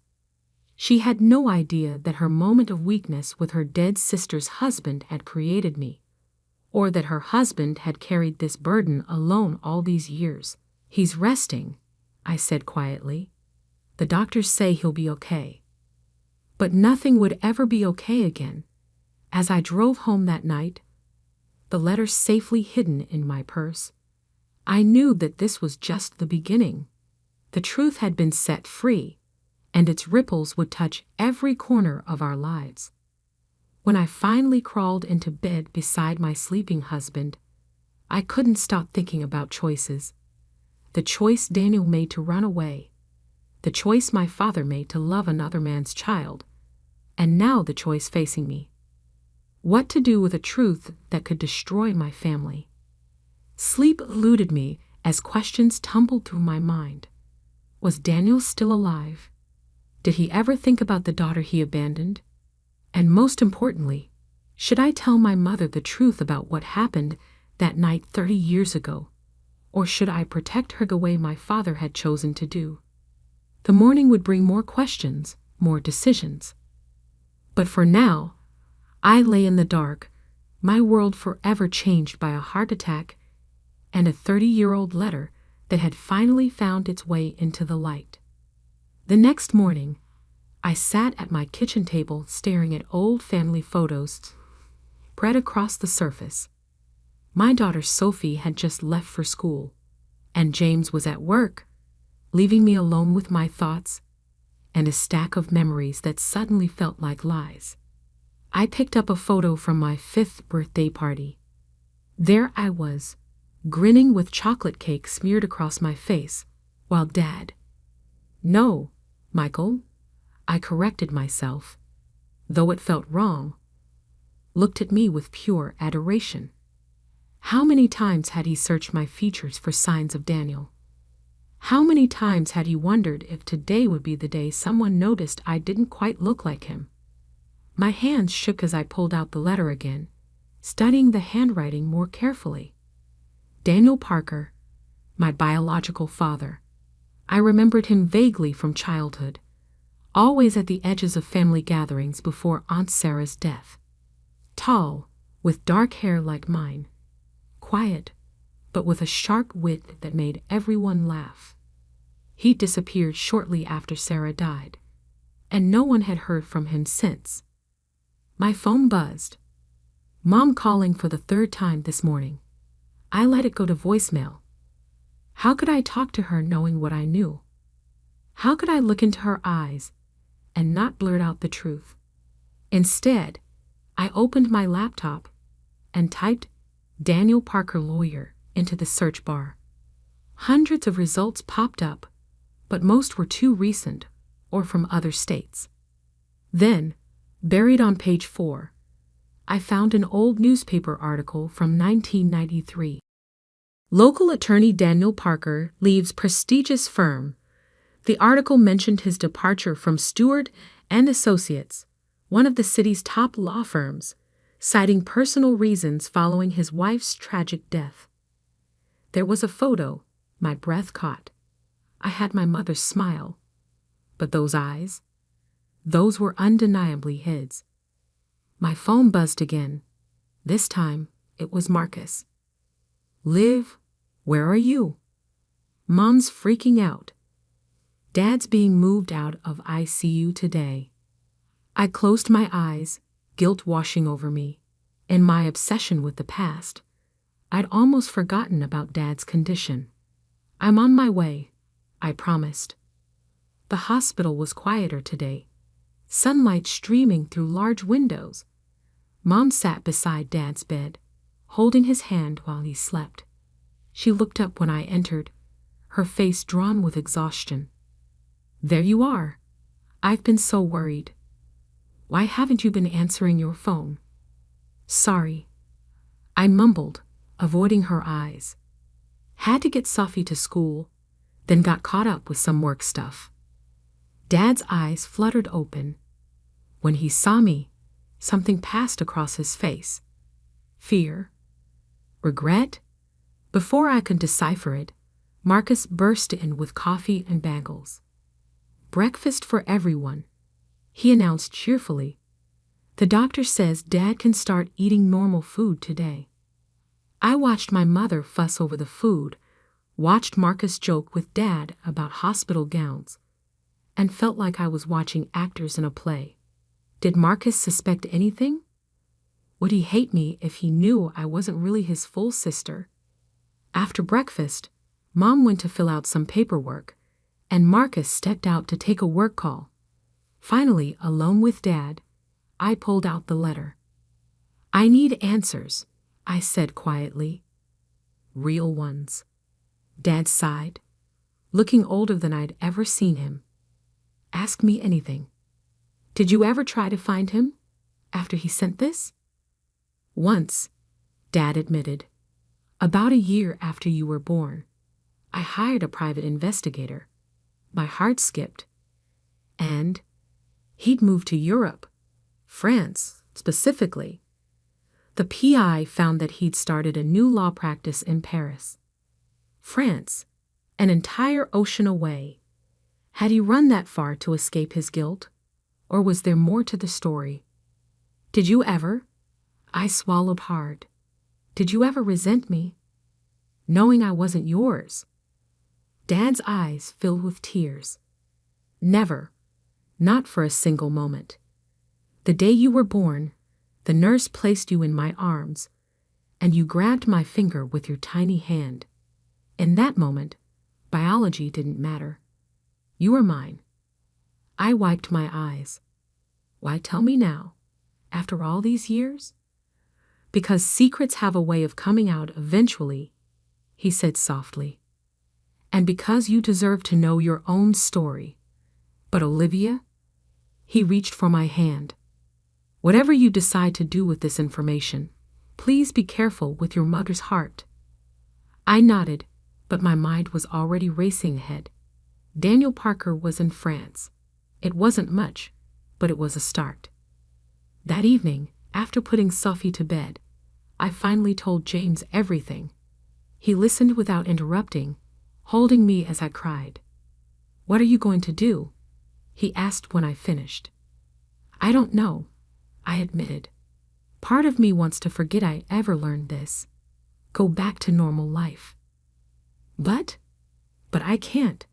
I need to know why. Why he left. Why he never tried to contact me. Why?" My voice broke. Why wasn't I enough for him to stay? James held me tighter. "Whatever you decide, I'm here. We'll figure this out together." Later that night, I couldn't sleep. I got up and went to my home office, opening my laptop. My cursor hovered over the search bar for a long moment before I typed, "Flights to Paris." The next morning, I arrived at the hospital early, before anyone else. Dad was awake, looking stronger. "I need you to tell me everything you remember about that time," I said without preamble. "About Daniel, about Mom, about what happened after Sarah died. Everything." Dad was quiet for a long moment, then began to speak. "It was a difficult time.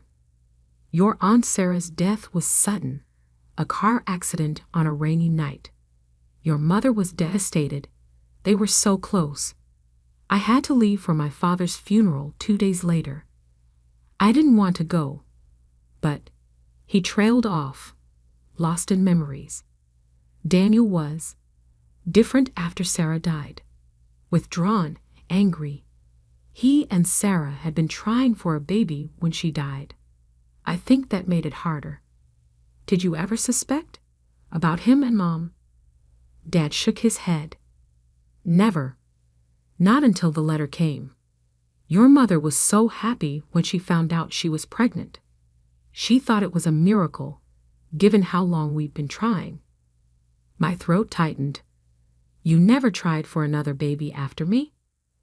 "We did, actually, but it never happened. Now I wonder if..." He stopped, pain crossing his face. "If you couldn't have children at all," I finished softly. "If that's why Mom never got pregnant until..." Dad nodded. "It doesn't matter now. You were all I ever wanted." I pulled out my phone, showing him the flight itinerary I'd been looking at. His eyes widened. "You're going to look for him." "I have to," I said, "even if it's just to understand why." He was quiet for a long moment. "There's something else you should know. The PI. He found more than just Daniel's location." My heart stopped. "What do you mean?" "He had another family in France. A wife, 2 daughters about your age now." The room spun. "Sisters. I had sisters. Does Mom know about any of this?" A new voice asked from the doorway. We both turned to see Marcus standing there, his face pale. Horror washed over me. "Marcus, I heard everything," he said quietly. "How long have you known?" "Just since last night," I whispered. "I was going to tell you. He walked into the room, closing the door behind him. My whole life, I wondered why we looked so different. Everyone always said I was Dad's clone. While you..." He shook his head. "It makes sense now." "Marcus, please." "Does it matter?" Dad interrupted. "Does it change anything about who we are as a family?" Marcus looked at him for a long moment, then at me. "No," he said finally. "It doesn't change who you are to me, Liv. You're my sister. Period." Relief flooded through me as he pulled me into a hug. Over his shoulder, I saw Dad smiling, tears in his eyes. "So, Marcus said as we pulled apart. When are we going to Paris? I blinked. We? You didn't think I'd let you do this alone, did you? Besides, he grinned, I've always wanted to see the Eiffel Tower. Looking at them both, my father who chose me, and my brother who didn't care about DNA, I felt stronger. Whatever we found in France, whatever truths were still hidden, we would face them together. But first, we had to deal with Mom. And that conversation would change everything. Telling my mother the truth was the hardest thing I'd ever done. We chose to do it at home, after Dad was discharged from the hospital. Marcus and I had spent days planning how to break the news gently. But when the moment came, all our careful preparations dissolved into tears and trembling hands. Mom sat on her favorite armchair, Dad beside her on the couch, while Marcus and I perched nervously on the ottoman. The letter felt heavy in my pocket, like a time bomb waiting to explode. Catherine, Dad began, his voice steady despite his pallor. There's something we need to tell you. Something I should have told you 30 years ago. Mom's face changed instantly. That sixth sense that mothers have telling her something was terribly wrong. Michael? What is it? I pulled out the letter with shaking hands. Mom, this came for Dad, right after I was born. She took it, confusion evident on her face as she unfolded the paper. I watched her eyes move across the words, saw the exact moment understanding hit her. All the color drained from her face. No, she whispered. No, this isn't. This can't be.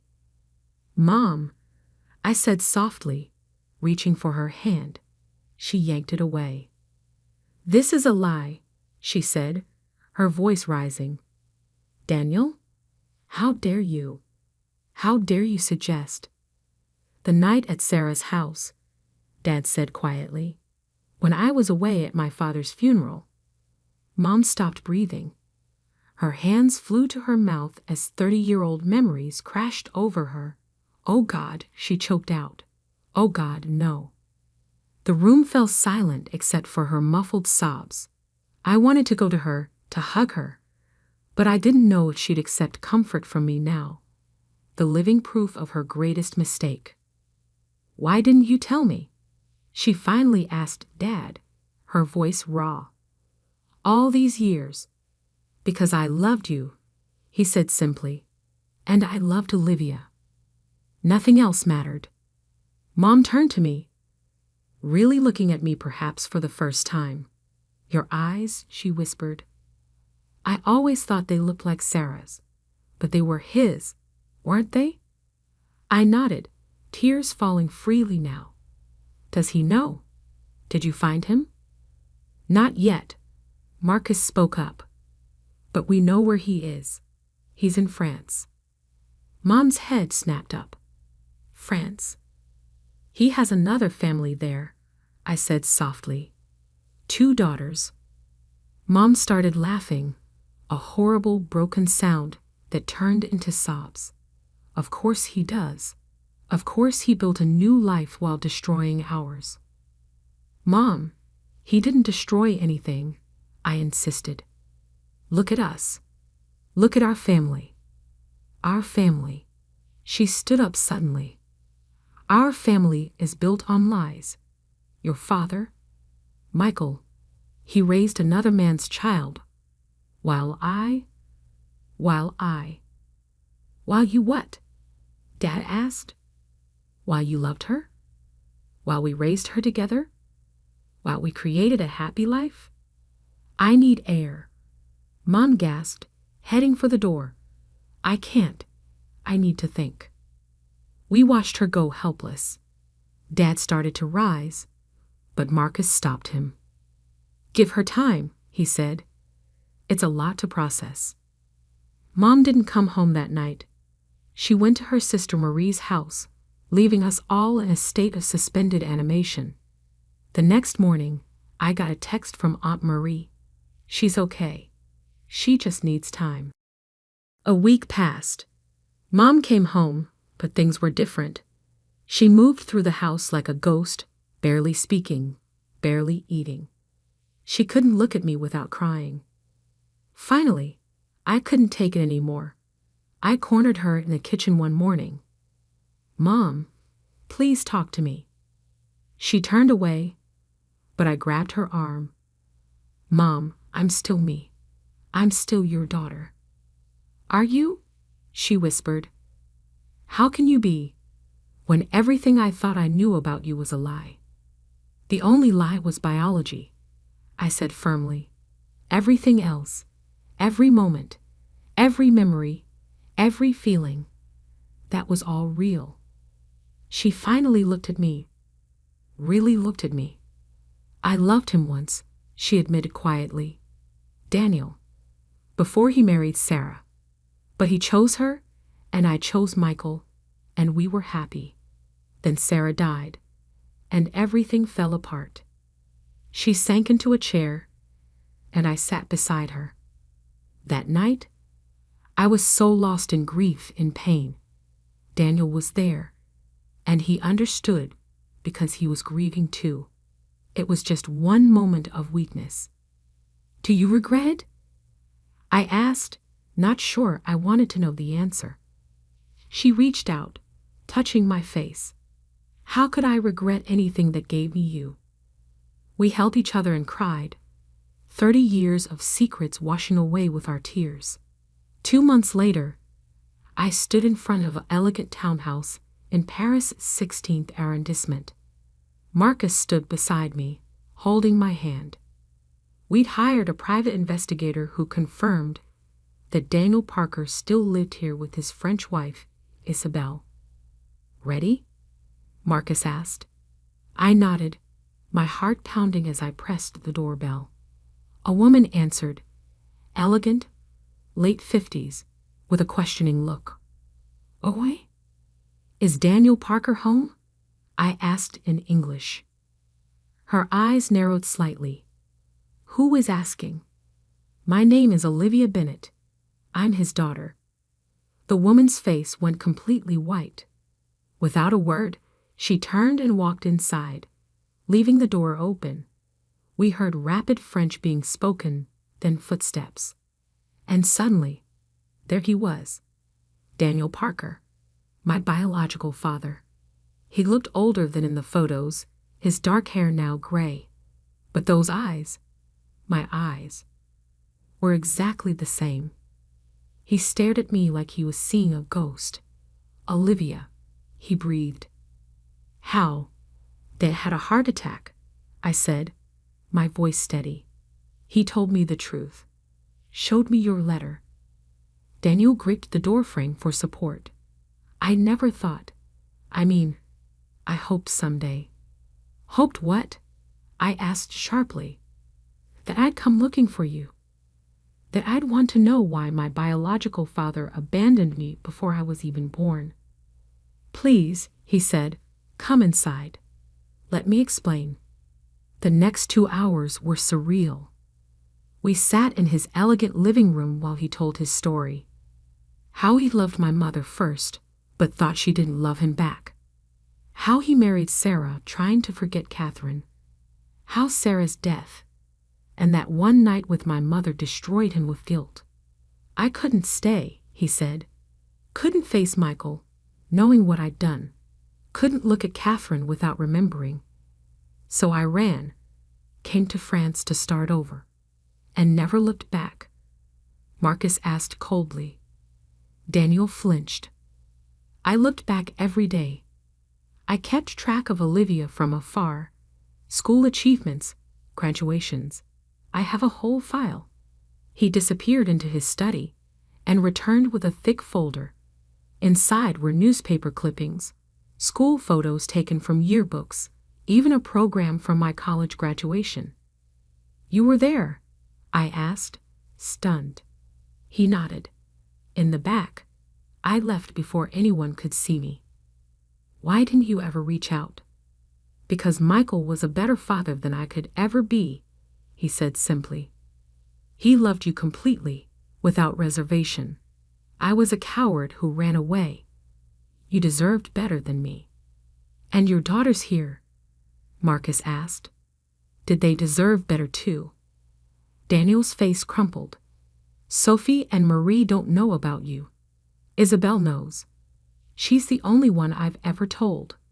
I've spent 30 years trying to make up for my past mistakes by being the best father I could be to them. As if on cue, the front door opened and 2 women about my age walked in, stopping short when they saw us. Papa, one of them asked. Qui sont-ils? Daniel looked at me, a question in his eyes. I nodded slightly. What followed was another hour of explanations, tears, and revelations. My half-sisters were shocked but not hostile. They asked questions, shared photos, tried to bridge 30 years of separation in a single afternoon. Before we left, Daniel pulled me aside. I know I have no right to ask anything of you, he said, but I'd like to be part of your life now, if you'll let me. I looked at him, this man who helped create me, then vanished, who loved me from afar, but never had the courage to face me, who built a new family while abandoning his old one. I have a father, I said quietly, a real one, who chose me every day for 30 years. But I took a deep breath. Maybe we can start with coffee. Sometimes, get to know each other. His eyes filled with tears as he nodded. The flight home was quiet, both Marcus and I lost in our thoughts.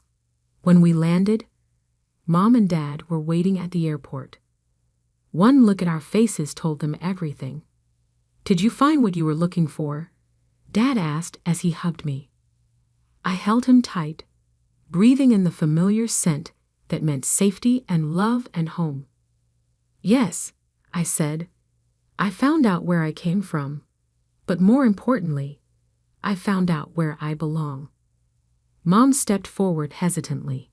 Over the past 2 months, we'd begun to heal, to rebuild our relationship on a foundation of truth rather than secrets.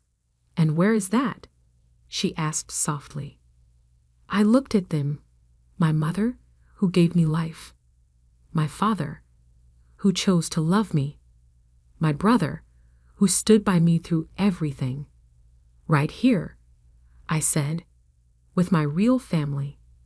6 months later, we all gathered for Christmas. Mom, Dad, now fully recovered. Marcus and his girlfriend, James and Sophie. And yes, even Daniel, who flew in from Paris with Sophie and Marie. It was awkward at first, decades of secrets and pain sitting heavily between us. But then Sophie, my beautiful, innocent daughter, climbed into Daniel's lap and asked him to read her a story. And somehow, watching my biological father bond with my child while my real father looked on with a smile, I realized that family isn't about blood or biology, or even choice sometimes. It's about love. It's about forgiveness. It's about the courage to face the truth and the strength to rebuild from its ashes. Dad's heart attack had shattered our family's foundations, bringing 30 years of secrets into the light. But from those broken pieces, we built something new, something stronger, more honest, more real. And in the end, isn't that what family is really about?